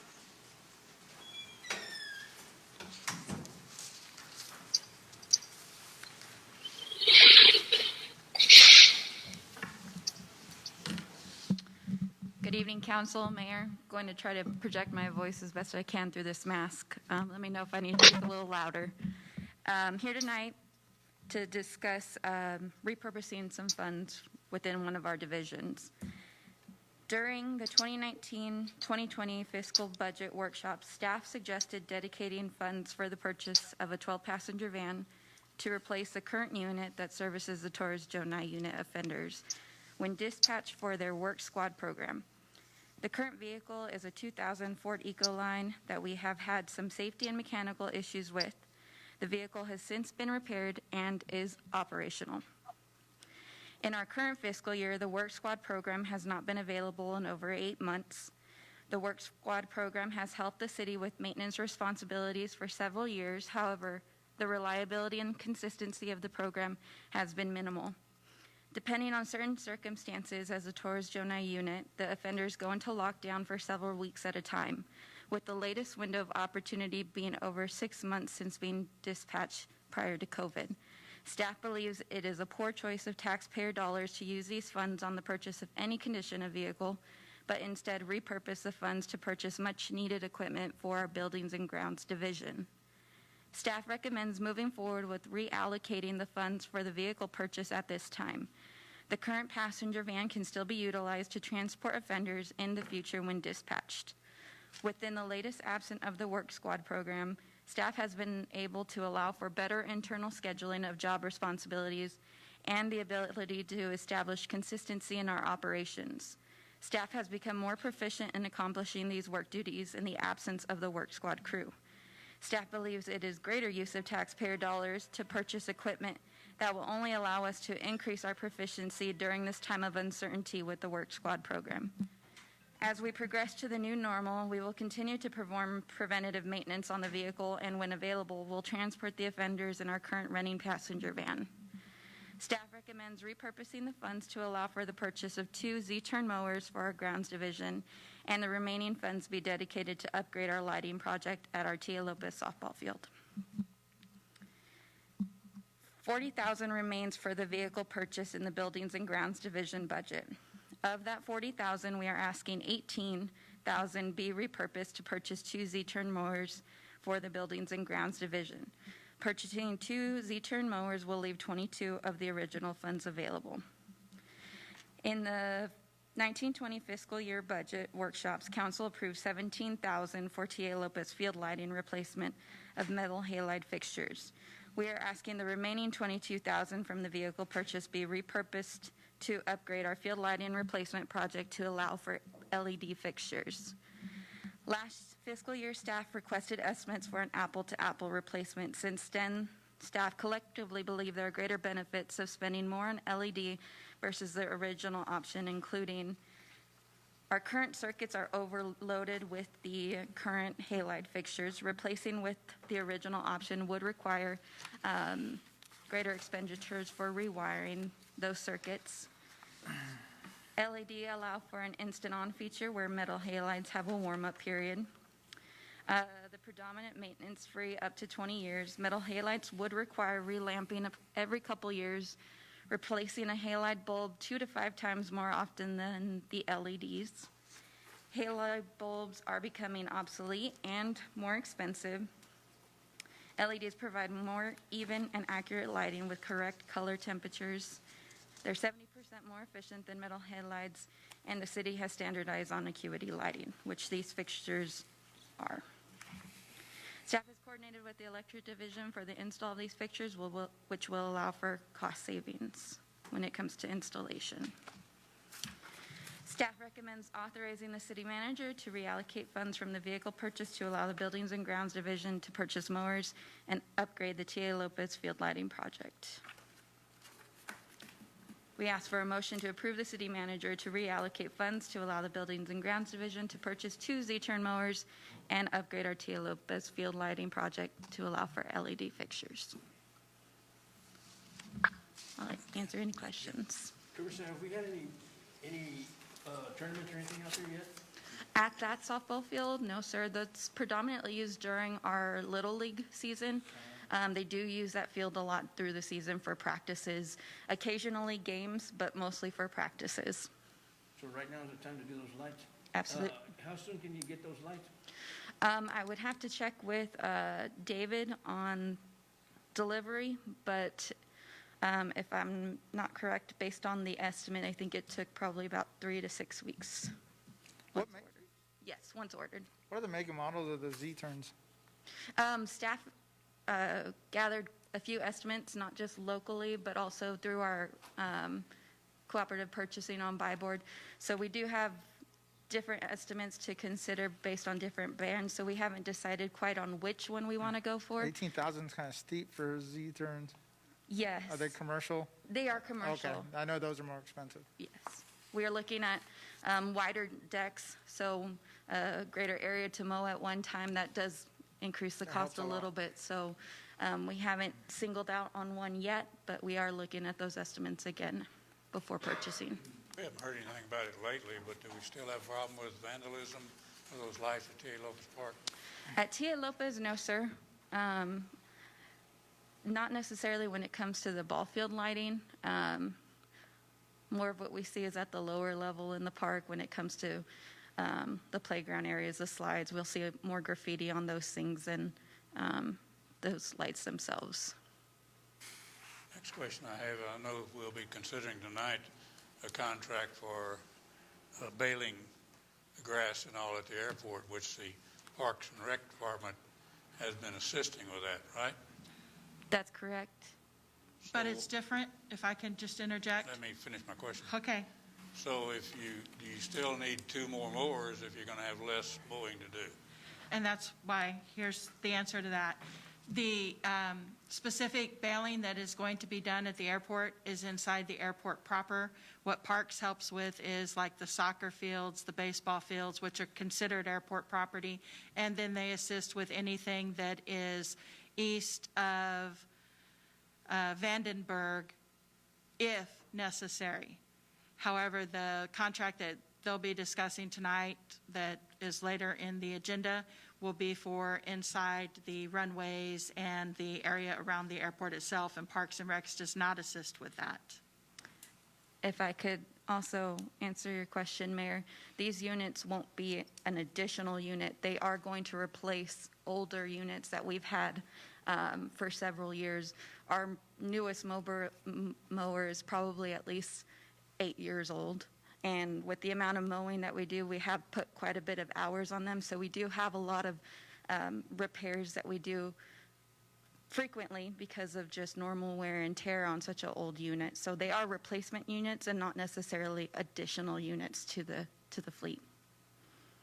The other question I have, we're not advising the prison system that we're not going to use them anymore, are we? No, sir. Okay. They're just not necessarily the most reliable form of labor. But we probably shouldn't cut that cord. No, we're not planning on cutting that cord. It's just not. If they become available, we'll have them assist on projects versus planning projects around their availability. Okay. If that makes sense. Counsel? I probably don't have to say this, Carissa, but I'd love to see us try to do it here locally, Of course. if any way possible. I know you said you're getting bids from out of town. Not out of town, just through the buy board platform. All of our estimates are from local businesses besides the buy board ones. Good. We actually did not look at anything When you buy outside of stuff Santa. from buy board, who warranties it? Depends on the Depending what it company is, like that you a buy Ford or from. what? Like if it's a Ford truck, you go back to the Ford, Kim? But it doesn't So have to you would do be, the same thing on a Z-mower? but it doesn't have to be that particular Ford. Like, for instance, Chief bought those Tahoes from a dealership, but he could take it to Castroville or Divine or any Chevy dealership. Oh, yeah.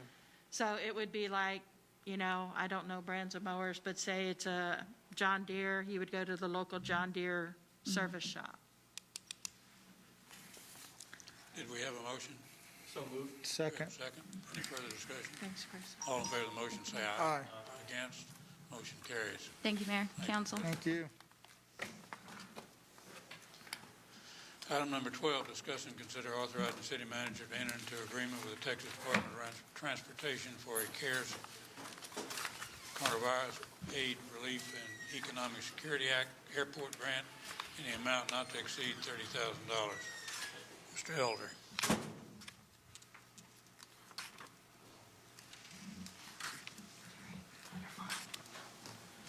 Good evening, Mayor and Council. Here tonight to discuss the federal grant money that the FAA has provided Texas airports. Our airport was allotted $30,000 in federal grant money due to the COVID-19 pandemic. This is a 100% reimbursement match grant. It is not the typical 90-10 that we would see. So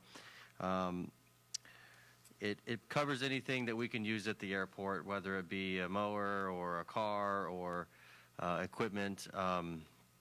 After discussion with the airport board and city staff, we decided the grant money would be best used to recover lost revenue due to fuel sales, which you typically can't get with a ramp grant, for instance. And any of the other projects or equipment that we looked at would be eligible under the ramp grant. And after I did a comparison of the 2017 through 2019 fuel sales for March, April, May, we've lost a gross amount of fuel sales in the amount of $39,000. So we feel like the $30,000 will be best used to recover our lost revenue. Believe there's if we were to try to do any other projects with it. There are some grant assurances like Buy American, and you also see in the grant agreement there's a ban on texting and driving.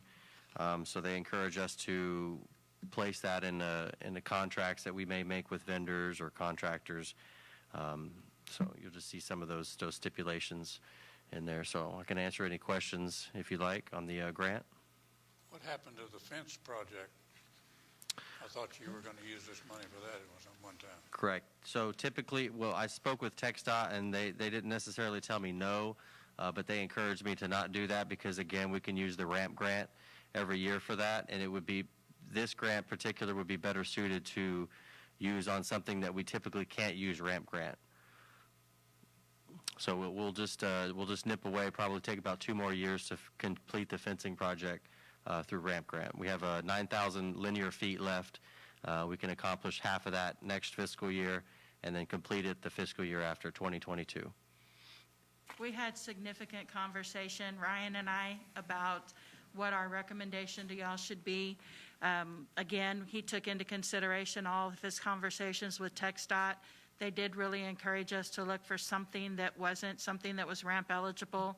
They said take advantage of the fact that there is no match for this and that it basically can go to make the airport whole for something.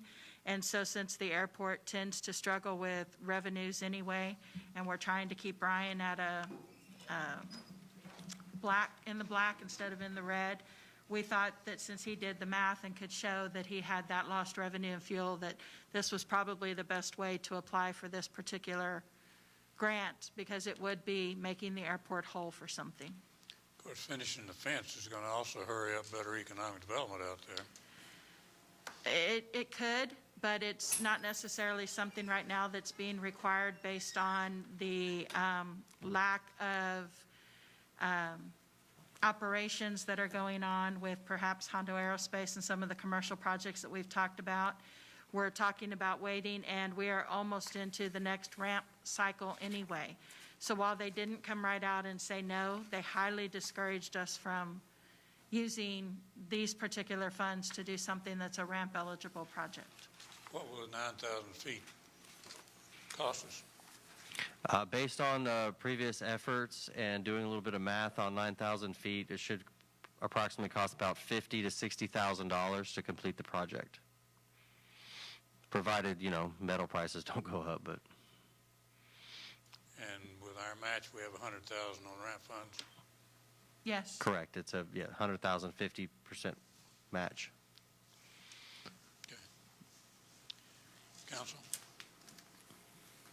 Make a motion to approve. Second. Been motion made and approved.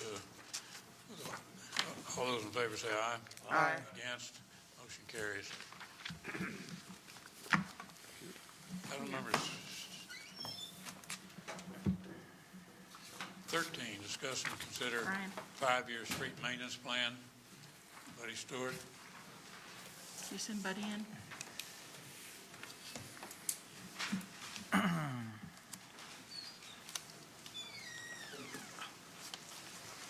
ahead and give it to him.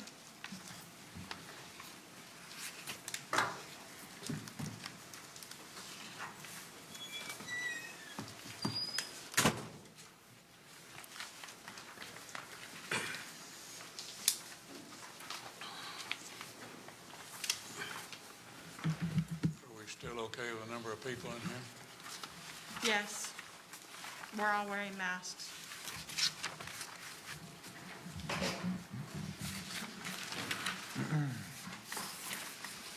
Good evening, Mayor, Council. I'm here tonight to present to you our 5-year street maintenance plan.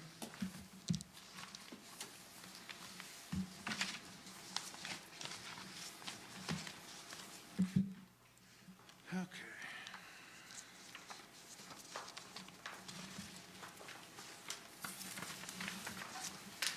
The scope or objective to this was to evaluate and assess each street segment in order to create a comprehensive street maintenance plan to be used as a tool and guide to maintain or restore a street's condition to good or better, to a good or better rating.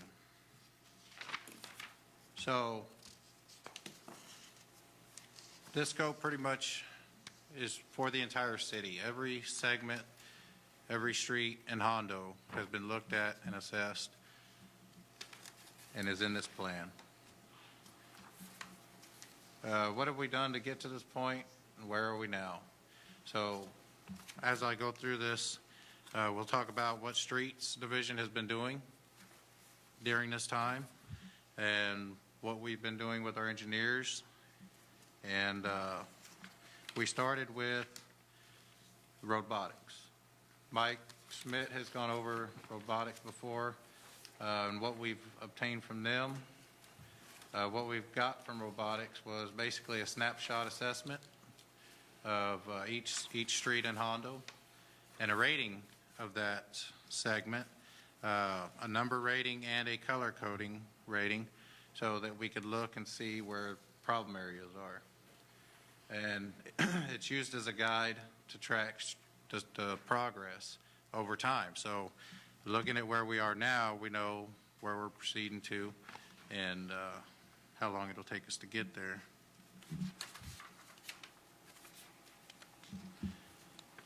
So while we've been waiting to do the street maintenance program, the streets division has been hard at work.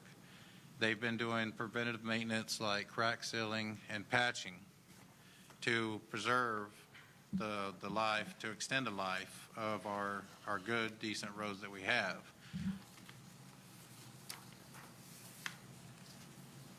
Here, I'd like everyone to see on that first picture there, that pothole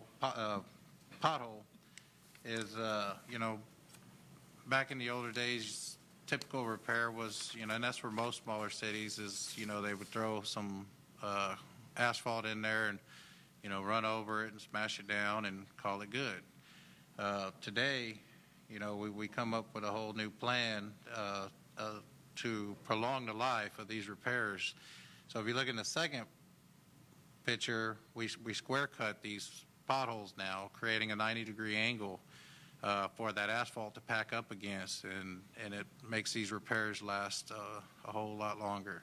So I'm sure a lot of you have noticed that the repairs have changed here in Hondo, and over the last year, at least a couple of years, we haven't had to go back to them yet, so they're definitely lasting.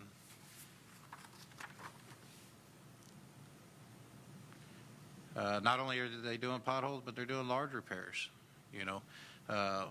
redoing entire sides of streets or major repairs. Avenue A was a failure from a past contractor that came in and put in a sewer line. The compaction wasn't where it needed to be. It caused a failure, so they had to come in and redo that. So they've been doing very excellent work with the larger repairs as well, getting their technique down and really making them look good.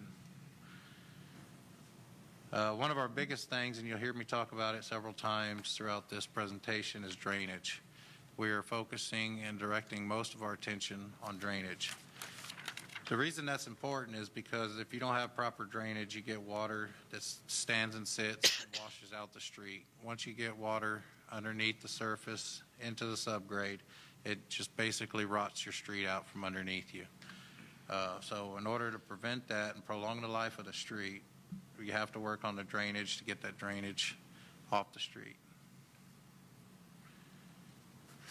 So today, we've been working over at 17th and 18th and Avenue Y on some drainage over there.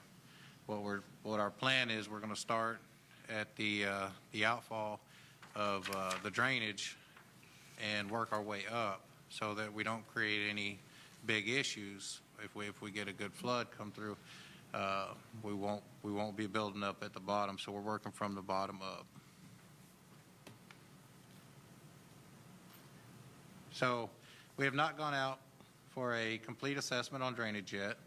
However, we have done a lot in-house to identify these, and we've also got with the engineers that created this street maintenance plan for us to put a lot of that work into here. We're addressing those issues right now, like pictures I just showed you and what we're doing over on Avenue Y today, so that if and when we do go out for a drainage study, it will have saved a lot of time and money up to that point. So a street drainage study probably will be needed at some time, but so far we've been handling it in-house, and the engineers have included that in the plan, which if you look under Appendix A, you'll see that the list for the engineers that they put in there, along with some of our recommendations of those areas.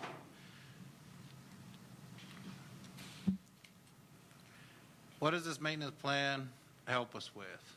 Well, it identifies each segment and the type of maintenance required for that segment. The different types, of course, is preventative maintenance. Like I said, our crews have been on the streets and doing a real good job with crack sealing, patching.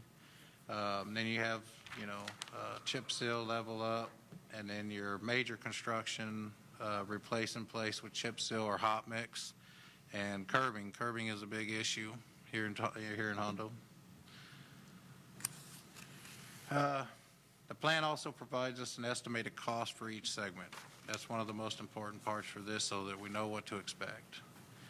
It identifies each segment and the year of maintenance that is performed. But I would like everyone to understand that as we go through this, some of those segments could be moved around within the year, depending on what type of maintenance it is, what kind of contracted work we have out in that area, and such. So this is just a template or a guide to go by, but it can be subject to change as we're moving through it. Also, another thing that would interfere with that schedule is the shape of some of the roads that may need to be addressed a little bit sooner.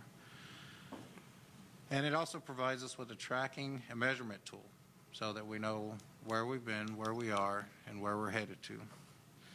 And of course, like I've mentioned before, it identifies the drainage areas that are going to require additional engineering. How do we determine which type of maintenance is needed for each segment? That was a fun part. First, we hired Freeland and Turk, the street engineers. They're here tonight, and they'll be answering any questions if y'all have any for them. They presented us with the first draft of the maintenance plan. This maintenance plan was created using a desktop assessment, which is basically resources they could use from Google Earth and robotics and stuff like that. They did come out and look at a few streets. They mainly focused on the drainage areas that would need additional engineering, and they came back with their draft plan. Well, once staff got that plan, we went back out to the streets and we compared it to what we thought would, meet our expectations, council's expectations, and the citizens' expectations, and it just wasn't there yet. So staff went back out and did an in-field assessment of each segment of each road in Hondo and gathered this information and got back with Freeland and Turk, and combined, using their information and our information, we created the final maintenance plan. The first plan didn't include a lot of curbing, which we need for the drainage we have here. A lot of it was surface repairs or resurfacing streets when here in Hondo we have a lot of damage underneath the streets, the subgrade that needs to be replaced. Mike's gone over it many a times with what we refer to as pit run, which is a large aggregate type of material that doesn't compact well. So we've tried that and haven't had great outcomes. So in order to give you something that's going to last a long time. We had to help them with that assessment, go out there and identify the streets that needed that. And my clicker's done. Okay. There's certain things you need to take into consideration when you're assessing a street. While we're out there, first thing you have to do is identify the type of street. You have different types of streets that are built different ways. So first thing you had to do was identify it. I put some definitions there for y'all to read over. You also have to identify the types of failures. Different failures mean different applications of maintenance. The first picture shows you edge cracking, which is typically caused when there's no barrier such as curbing to keep the road together and to keep water from getting underneath the edges of the road. The asphalt starts to expand, nothing there to hold it. Potholes, which y'all know a lot about, and alligator cracking. Typically, once you hit alligator cracking, you have total failure underneath the street. That means the subgrade has just completely gave out, allowing that asphalt to break up into smaller pieces like that. Some of the other things we're looking at is curbing and drainage issues. If you look in that first picture, a lot of our streets have curbing and then a gap with no curbing and then curbing again. And if you notice how much the vegetation has grown out into the street and overtook the street, causing failures. Same thing with the second picture. If you look further back, you can see the curb line, and then once you come to this half of the block, half of the road is, overtaken with the vegetation. So curbing is a very, very important part of this plan. And then, of course, like the vegetation there, that's caused from your edge cracking and alligator cracking. If that's not properly sealed right, then your grass clippings and everything get in there, start to grow, and before you know it, you have something that looks like that. So Streets Division in the past has worked with Parks Division to spray and take care of some of that stuff. After this COVID is over, where we can get back to training, we're going to have street personnel with those licenses to take care of this stuff before it gets out of hand.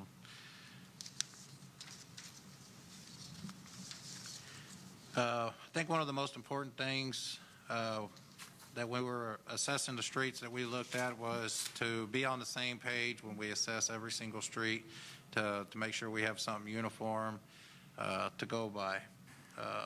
So what we came up with, if the street segment had less than 25% repairs, then we would repair it with patching and crack sealing. If the street had 25 to 50% needing repaired, we would patch and crack seal, make those repairs, but then we would also put a chip seal or level up to seal the top of that street. And then anything after 50% would be a total reconstruction of that road. If over 50% of the road is already destroyed, it's no use trying to save that. So the street classification will determine the type of reconstruction. So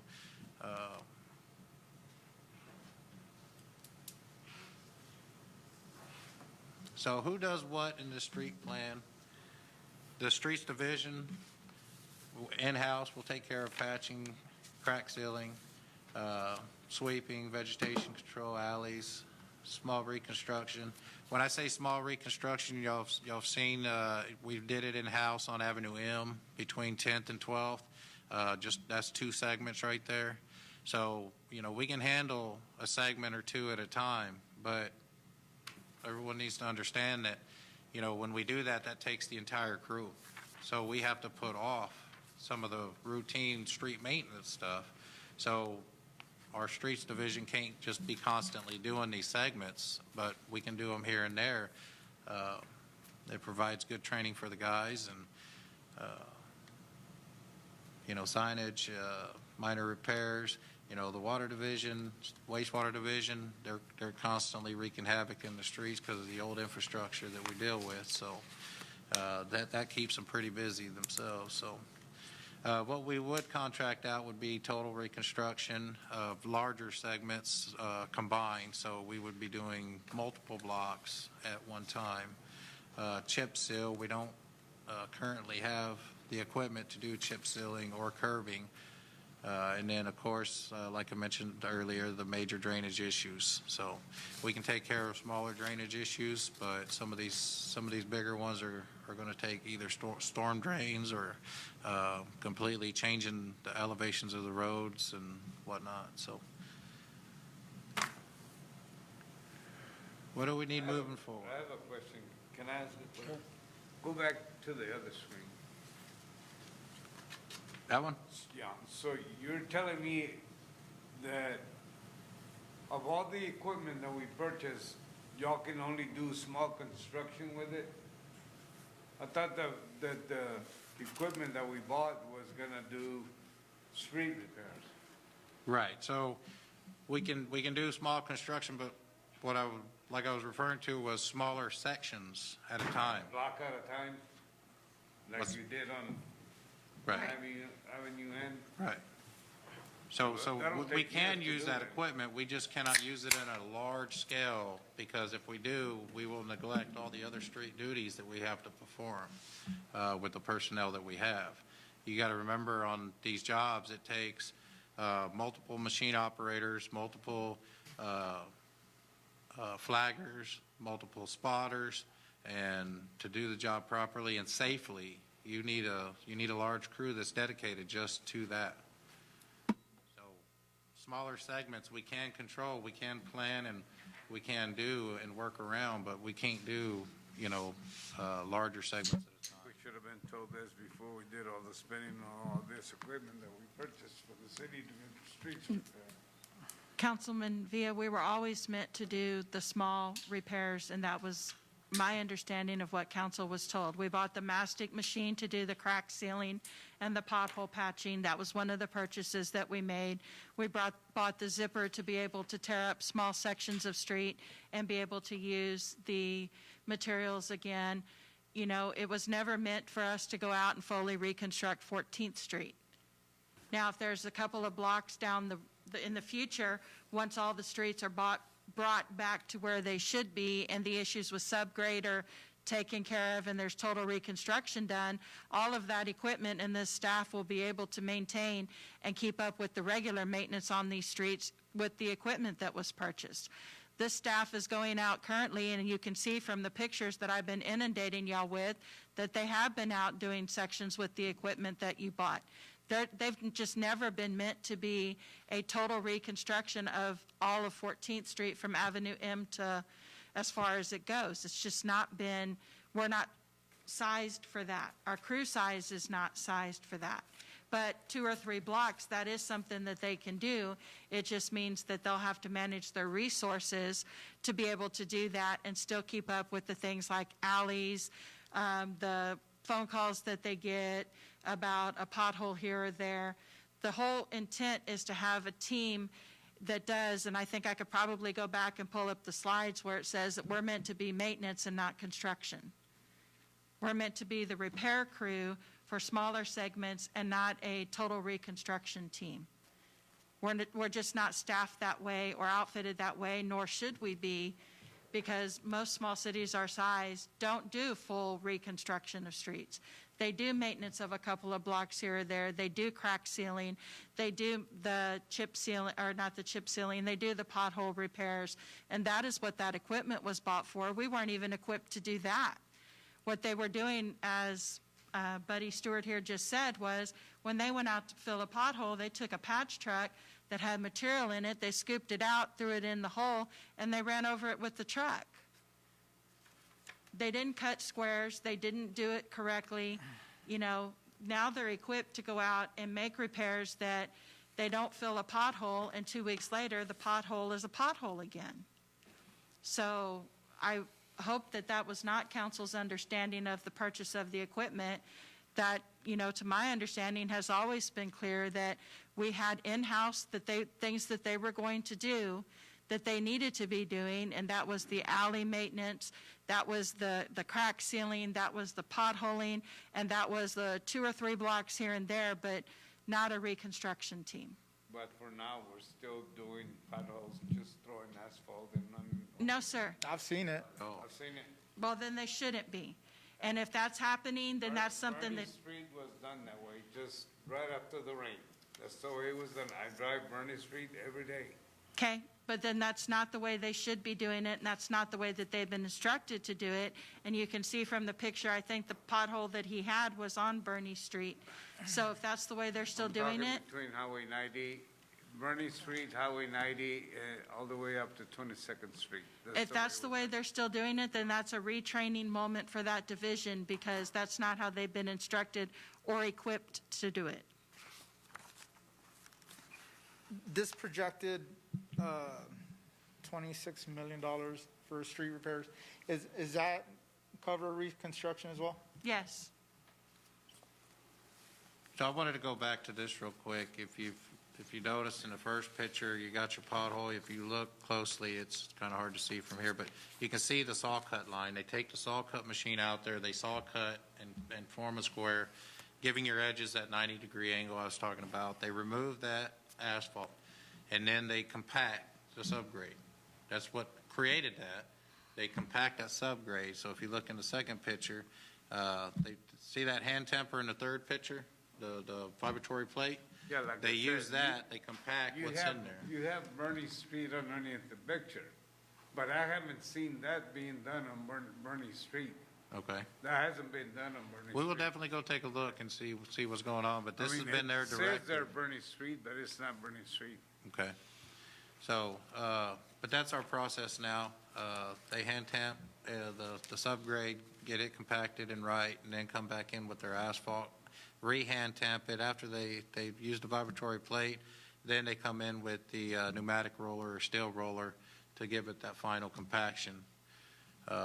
If you look throughout town, you'll see a lot of these Yeah, square I've cut. seen a few done that way, but And they have been lasting for quite some time now compared to the old way of doing Now, it. we had a change in the material that we were using. Before they had elastic in it. We're not using that material anymore? The type of asphalt? So we have tried a couple different types of asphalt. We have, I don't know the name of this asphalt, but. You're talking about a cold mix. Yeah. Yeah, we still use it. Oh, okay. Yes, sir.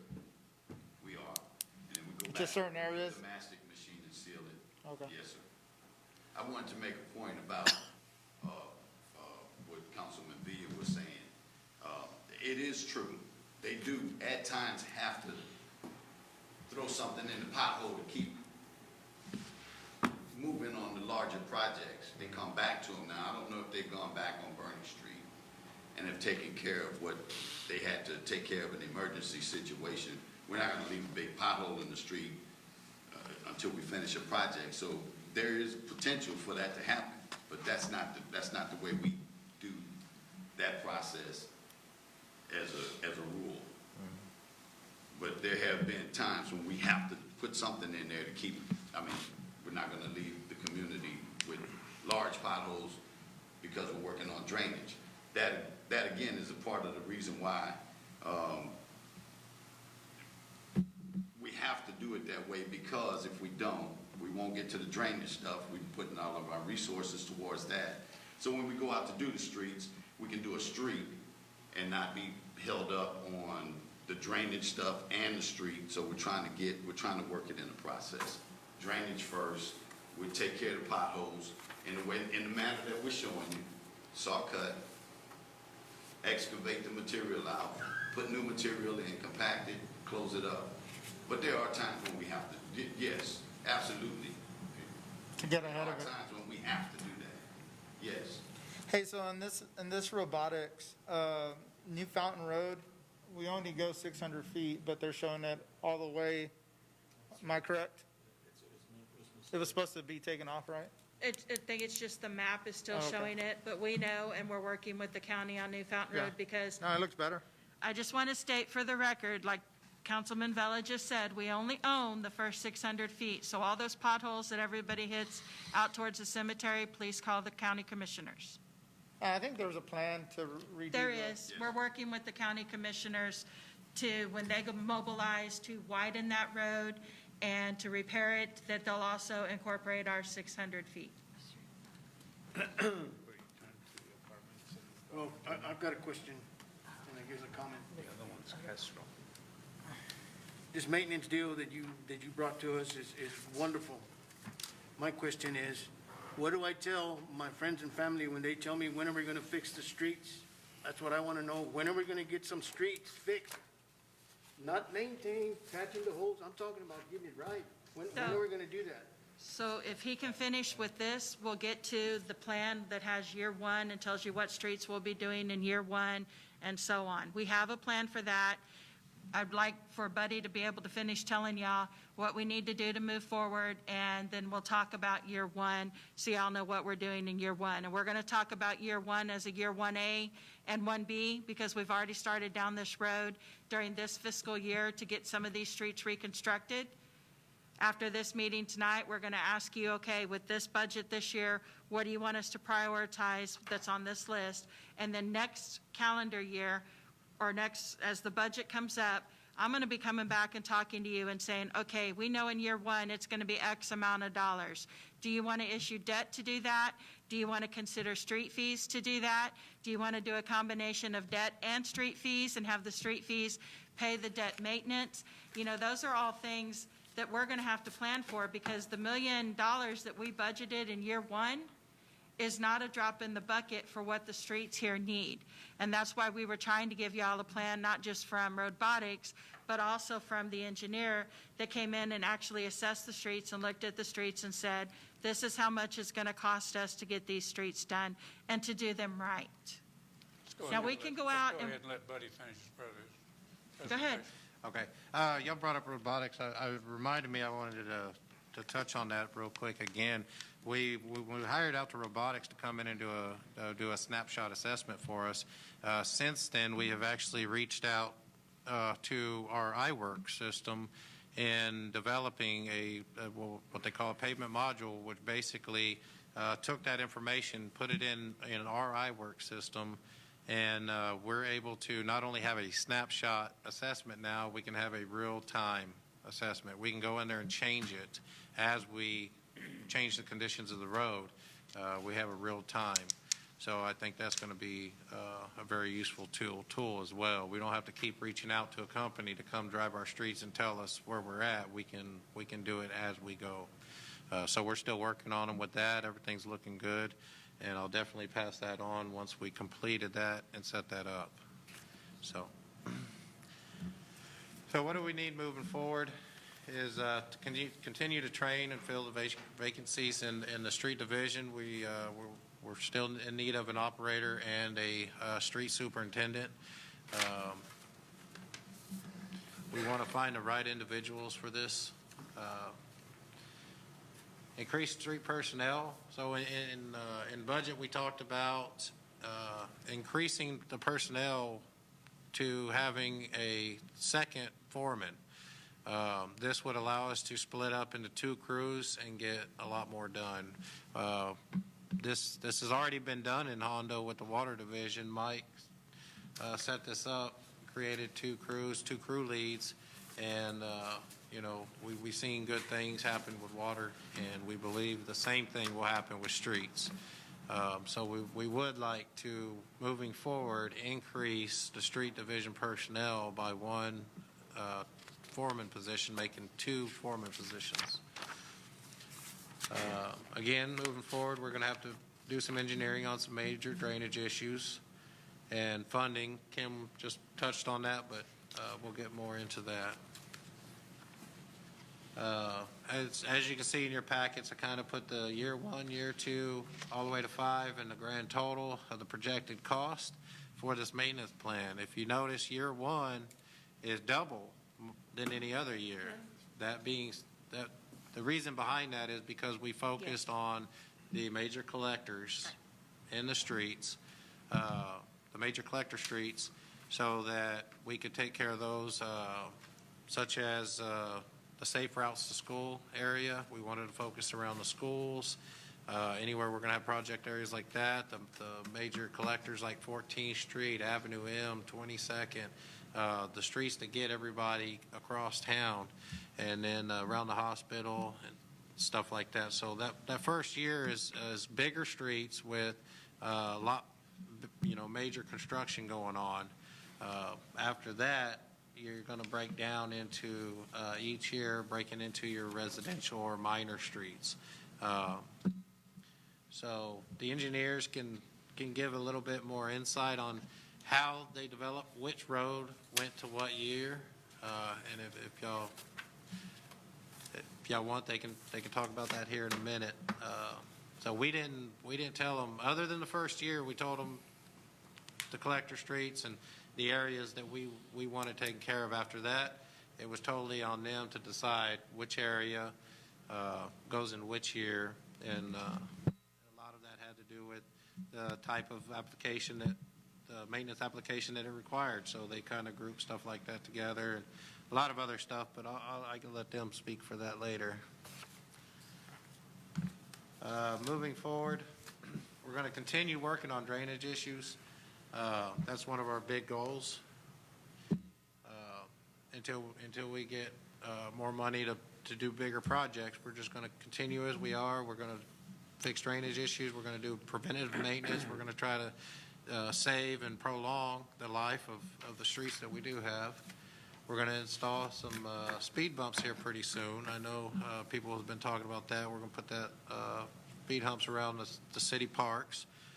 So we're working on that, and we're going to continue reconstruction of smaller segments, like I talked about, block by block, or learning different techniques and different methods to try to improve or try to lower cost and in our on how we do it. So. And then also we can do a lot of the prep work and get some streets ready for resurfacing, such as level up and chip seal. Hire someone to come in, a contractor to come in and put a coat on top of those street segments. All right, so now we're to questions. How many more months do you have in the street season? What's that? How many more months do you have? It's usually through October. Yeah. And then you move, and then we'll focus on alleys and stuff like that, depending on, here in Texas, man, you never know with the weather, We'll try to extend it as much as we can, but every month that we stay out in the street, we neglect alleys because we can't get to them, and, they need attention too. So another reason why we need contractors to come in and take care of some of the bigger jobs so we can focus. Do we have a pretty good schedule going on with balancing potholes and doing the smaller reconstructions? What's that? Say it one more time. Do we have a pretty good schedule of balancing the potholes and? We're starting to move into a groove now. Mainly since we've had a couple of rains. The rains have indicated exactly where we have drainage issues. So we marked those down, took the notes, went out, prepared them.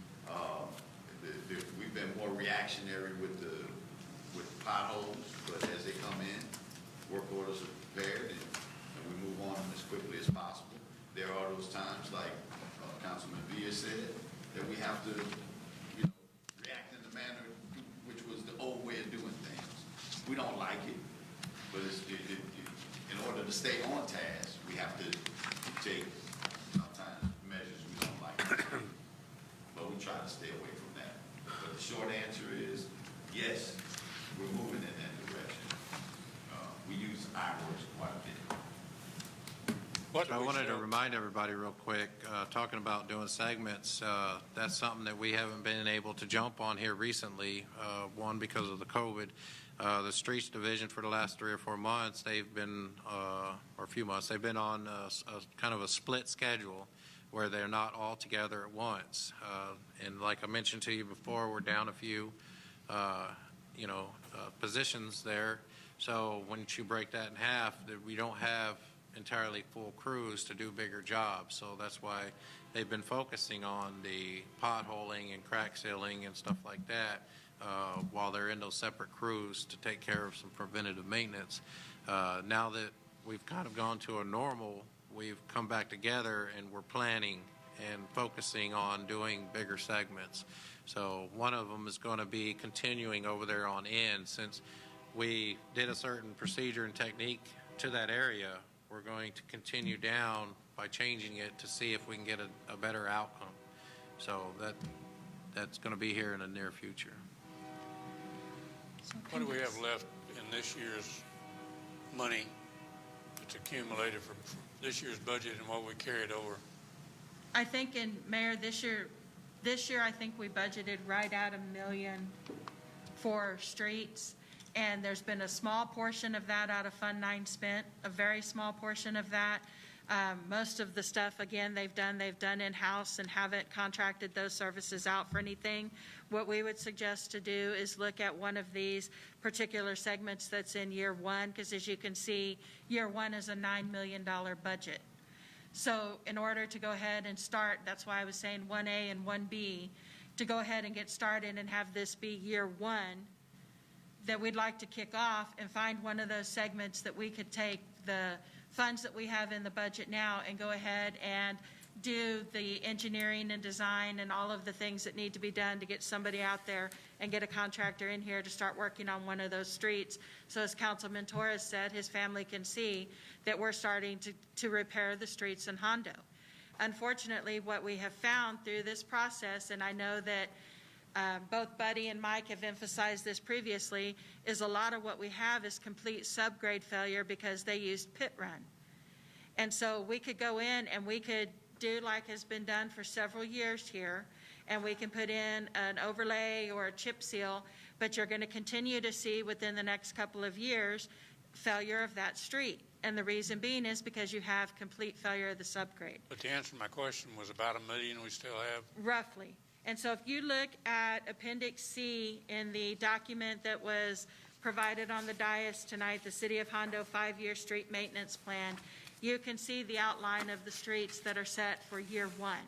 And again, when we come back to you, we're going to allocate those $9 million, or we're going to allocate by what council tells us to do after you've had some time to review this for what we want to do for this fiscal year. And then we'll figure out a plan during the budget process to come back and tell y'all, okay, we don't recommend doing all 27 million in debt up front because we can't get it all done that quickly. What we recommend is either issuing 1 year's worth of debt or street maintenance fees. But if you look at the overall cost, and we have said this during council presentations before and didn't want to give you sticker shock, this is not going to be a cheap project. Repairing the streets in Hondo is going to cost us millions of dollars. They didn't get this way overnight, and they're not going to be fixed overnight. And again, it goes back to making sure that the subgrade is fixed, because what you continue to see is over the course of the years, and I think Mike has sent some pictures previously where we've had to go out and repair water leaks where they're digging up chunks of asphalt that are this deep, because all they've done is overlay after overlay after overlay, and they continue to fail. And instead of digging all that out and taking out the subgrade that's an issue, they just continue to do an overlay again. Now, if council's preference is that we go with a different method, we look at continuing to do what's been done over the course of the last 10, 15 years, then we could go with that route, but our recommendation is going to be to invest the money now and fix it correctly. Because then all of the equipment that you've invested in your streets team, they can continue to do the maintenance and upkeep to prolong the life of the streets in Hondo. Mayor, I think, in my opinion, of course, obviously, we're shorthanded, and I think I asked that question when we went to buy that equipment. I was said, no, we have plenty of guys, and now we don't. I think that the money that we have allocated right now in the budget, we need to go out and get a contractor and say, okay, I want you to take this street and I want you to fix these potholes the right way, the way we're doing it, and spend the money that we have now to at least see some kind of improvement in the streets. Now, I don't understand if we're doing the right things right now and we're gonna come back and resurface it, we're gonna tear it up again. I don't know how what the plan is. Are they out fixing Bernie Street and then next year they're gonna come in and tear it all up? No, sir. They're not going to go up and tear up Bernie Street because, first of all, it's not one of our major thoroughfares. Well, I'm just using the street. And no, I understand what you're saying. But Bottom line is, if we need to patch these streets, well, let's get it done. Let's get some people in here that can do it, that are professionals and can do that and knock it out. You and I, us here together, we can figure out how we're going to come up with $10 million. I mean, that's the only way that we're going to fix the street is it's going to take money. But at least we can tell the public, hey, look, we got a plan. This is what we're going to do. We're going to come up with $10 million so we can go resurface these streets. But for now, I think we need to go out and get some help. Get somebody that specializes in this, and Mike and Buddy to say, okay, this is the street I want refixed. Avenue R and Avenue P is one of the worst. But I don't mean going over there and throwing asphalt and then running it over with a truck. I mean cutting it the way these guys are doing it, which is the right way. Bless their heart. They're doing their very best, and I give them credit. But they're shorthanded. But we need help. I agree. So that's my opinion. I think that money there, we should go ahead and spend it and get some help so we can get the ball rolling on something. But I wonder if it wouldn't be a good idea, I mean, this first time we've seen this, I wonder if it wouldn't be a good idea to have a special meeting between now and the end of the month and have, just to cover this plan and what y'all are trying to do and get the council's input. I think that would be, and this was just to present y'all with the plan. We weren't asking y'all. But we don't want to wait until the middle of July. I agree, and we weren't asking y'all to necessarily tell us this is what we want you to do tonight. We left it as a discuss and consider item in case you wanted to, because I know this has been a pressing issue. And, you know, I sent an email a while back and explained the difficulties that we were having with getting the plan and getting good, consistent numbers for y'all that actually meant something to both you and the citizens. I don't want to see us continue with the method of what we've been doing for the last 10 or 15 years, which is band-aiding a bad issue and kicking the can down the road. I think it's time that we look at investing in the streets and fixing them correctly, and this plan gives you the opportunity to do that. It gives you a reasonable expectation, and it gives the citizens a reasonable expectation of what it's going to cost to do it right. Now, if you guys want to have a separate meeting that's just a workshop on streets, happy to set that up. Not a workshop, Special come up meeting. with a plan and take action. Well, a workshop that you guys discuss it to give us what your feedback is. But mean- take action at that time. Yes, that's what I'm saying. I wasn't saying just a workshop. I was saying a workshop that had an action item at the end. You can either say, go ahead and do the, you know, take the $1 million and do what Councilman Torres said and go have a crew come in and just do pothole patching all over town. Or you can say, take the $1 million and pick one of the streets or two of the streets off of year one and go prioritize those streets and have them done this fiscal year by contractors. And I will tell you, it's not that staff has not looked for qualified street staff. It's that those people are very difficult in this community, in this area, to find. I don't think we're being critical of staff at all or how they're trying. I just want to make sure that everybody knows I think we that. just want to come to a conclusion, which we've been asking for at least a year, 2 years. 3 years. 3 years. We want to go ahead and get started on these streets. And I don't necessarily like Councilman Torres's plan, but that'd be a start if that's what we decide to do. But let's get started and let's not wait another month to make action. Who's speaking, who's deciding which streets are getting patched up like the way Buddy showed it on the screen? They're prioritizing the drainage areas that they talked about and then areas that are major intersections that are just complete failures. Because if I'm not mistaken, I don't remember if it was at this meeting or the last meeting, they were showing pictures of 33rd Street. How long has 31st, 32nd, and 33rd Street existed? I understand that. That's, to me, that's all new property out there.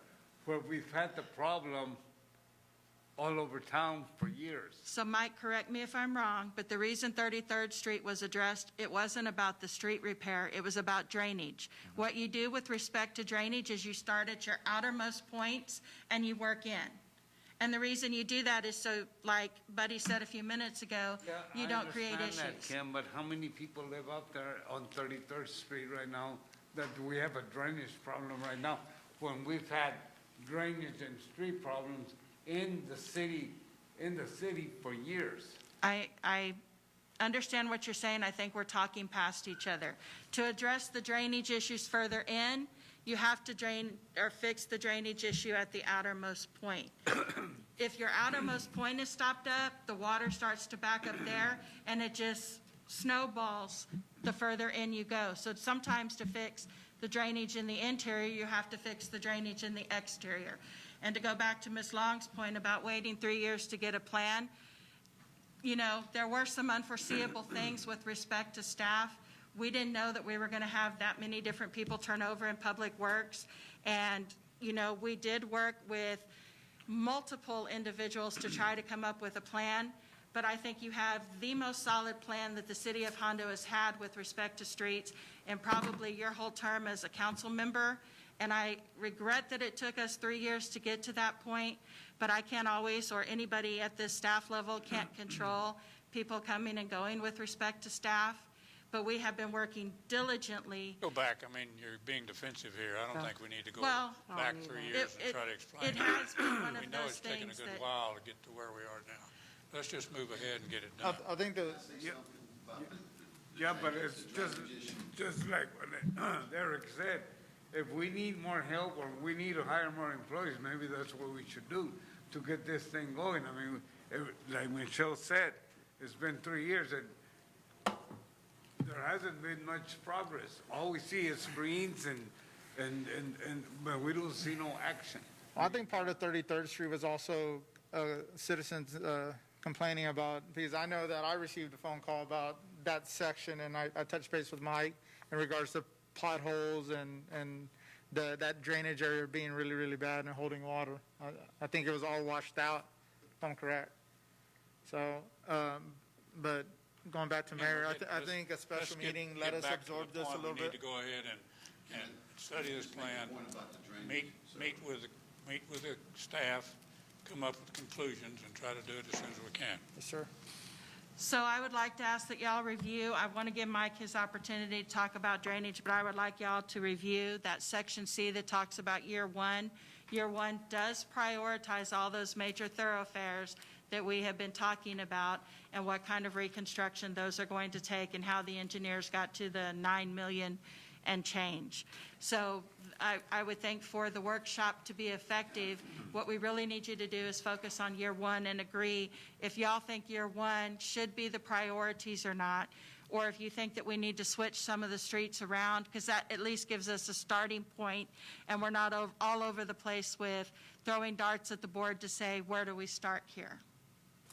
My concern is we need 26 million to get everything fixed. What happens in the meantime while we're getting everything fixed? We still have expenses keeping everything fixed, right? Yes, sir. So And we again, can't divide that 26 million into 5 years.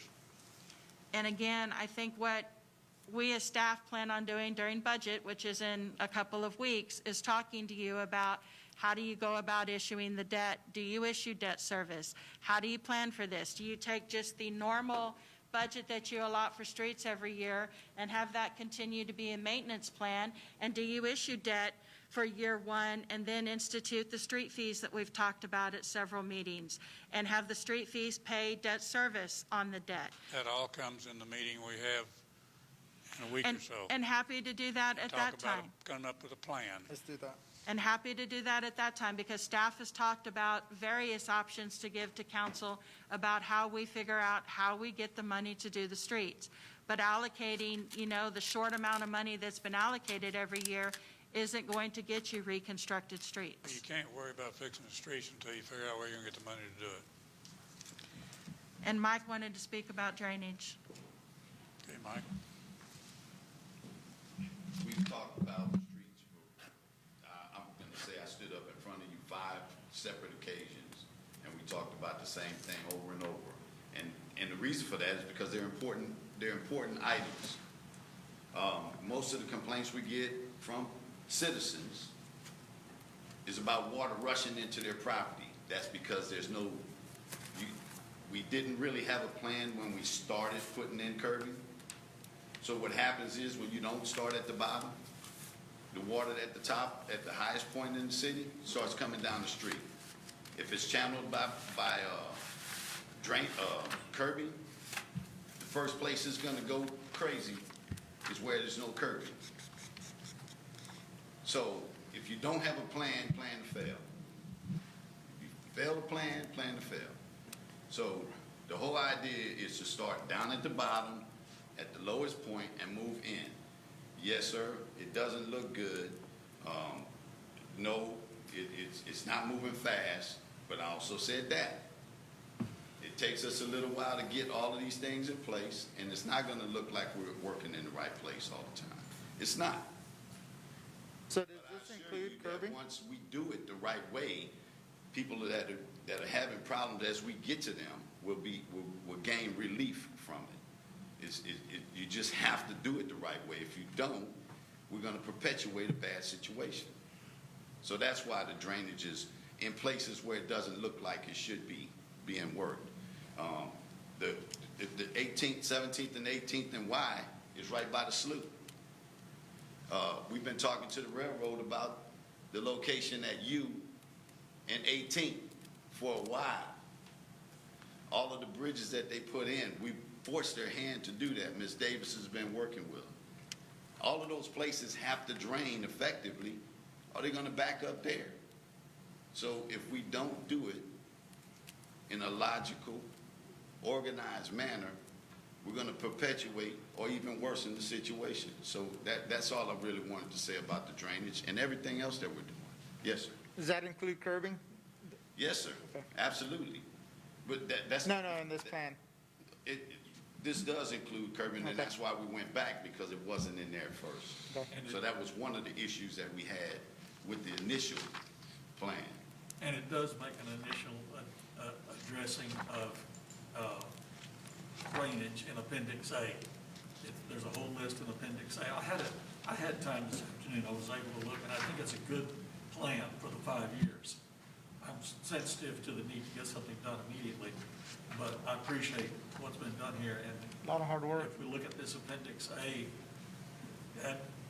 I tried to think of drainage areas in addition to that. We've been marking, we've already created maps and Yeah. started marking them up. It's just, it takes a while to do this. And, in staff's defense, we fix water, sewer, and electric, so we're making money now. So we at least have some money to move towards that in the form of a pilot that we've increased on water. Mike, you don't need to say in defense of the staff. Nobody's criticizing the Oh, no, staff. sir, I know. I love the staff that we have, and I know you guys are doing your very best. I don't want you to think that we're here critiquing the staff Absolutely not, because sir. of them not doing what they're supposed to. Right. But I will, now that you're talking about drainage, I'm gonna tell you my opinion. Okay. You say you start at the bottom, you are right. That slough over there past Avenue E in the barrio, that thing is growed up. It needs to be cut down. That little deal that they did at the bridge at the railroad track that they just finished, they got little bitty holes like this. What's gonna happen when all the water hits there? It's not gonna go past Highway 90, it's gonna go over Highway 90. So you're talking about in 18th Street, if you would just clean that ditch out, make it a ditch again. There's no ditch there on 18th Street along the railroad track. If you would clean that out, that would save the water from going to Johnny's property and all these properties over here, because that's where it goes down. But is that, And we haven't done that either. but is that our property or the railroads? Well, I'm telling you Slough is what ours. what actually is there. I know. And- If it's a rail, okay, well, let's call the railroad company, tell them to do it, We've done, sir. And we have conference calls now every 2 weeks with the railroad company to talk about their siding track that's coming in. But now that we have them on the phone, we keep them on the phone to talk about the fact that they redid Elm Slough and it doesn't drain correctly, and they have to come back and fix it. We had them on the phone and talked to them about Avenue U drainage and the fact that it doesn't drain there. They move slower than molasses, but we are getting their attention, and we've been working with them to improve those drainage areas and work with them also because Mike has had conversations with them to say, your maintenance people need to come clean this drainage area. And they tell him, well, it's on our schedule to do when we come out. Mike has gotten to the point that he's going to stop asking forgiveness, or he's going to start asking forgiveness instead of permission and just go do it himself. And whatever they do with us for working in their right-of-way, they do. Because we're aware of the issues that it causes. We're aware of what happens on 18th Street because I have the police chief texting me when we have rains and the water is over the fire hydrants. I think you've kept council informed of the railroad problem with the drainage. We have worked very hard to address those issues, and, you know, we do have that natural dam that runs through town. Kim, but it does, we're talking about 18th Street and Avenue U Railroad. How long would it take to fix that so that what, we have all the drainage problem south of Highway 90 with all those fancy deals, but we can't get the water down there because it stops right here. How long would it take to go clean that out? The problem is, Councilman Villa, it's not ours. I understand that. But if they don't want to do it, why can't we just go? And that's what we're saying. You know, we're at a point. It won't take a day to go dig all that dirt out of there. Instead of it running down 18th Street, it'll run down under Highway 90 and into all the way down to 30th Street. We agree with you that it needs to be cleaned out. We're trying to hold the responsible party accountable to do that because they do not want us working in their right-of-way, just like we would not them working in our right-of-way without permission. And so we're trying to work with them to get those things corrected. Has it been, Kim? It's been forever, sir, and I would be happy to fly to Nebraska and meet with them in person to tell them that. Wouldn't do any good. Okay, where are we at? Are we ready to set a time and a date to Yes, sir. have a? That's what we need to do. Okay. Suggestions from staff? Looking at the calendar to see what other meetings we have coming up. Miguel, do we have planning and zoning on the 29th? Sorry, what? No, June 29th. Do we have any meetings scheduled for planning and zoning? How about June 29th at our regularly scheduled council time, or would you rather do it during the day or what? Seemed like we'd get the most done during the day. Okay? Are y'all agreeable to that? Council? What date? The Yeah, that'll be fine. 29th, it's a Monday.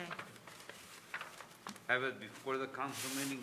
There is no council meeting It's that day. Wednesday, July the 29th. June the I'm sorry, 29th. That'll be next week, next Yes. Monday. Next Monday. I'm good.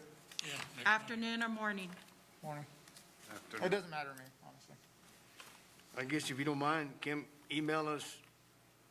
I would want something emailed from you telling me what exactly you want me to talk about or ask you about or what we're going to talk about. Okay.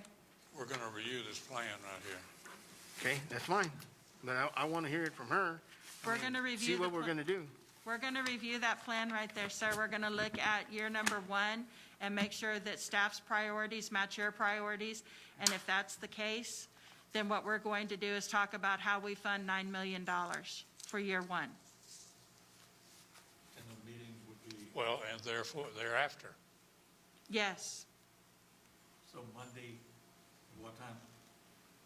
I didn't hear necessarily a consensus. Is morning or afternoon Morning or better? afternoon, what's, Afternoon be better. 1 o'clock. Okay? I'm open. you said what time, Jim? 1. 1 o'clock, Is that fine? with you? Afternoon. work? Okay. We'll send out a notice to all of you. All right, we go back to item Thanks, Brady. 6. I'll now have in front of you a copy of the proposed declaration. And really, I guess page 2 is what you need to look at.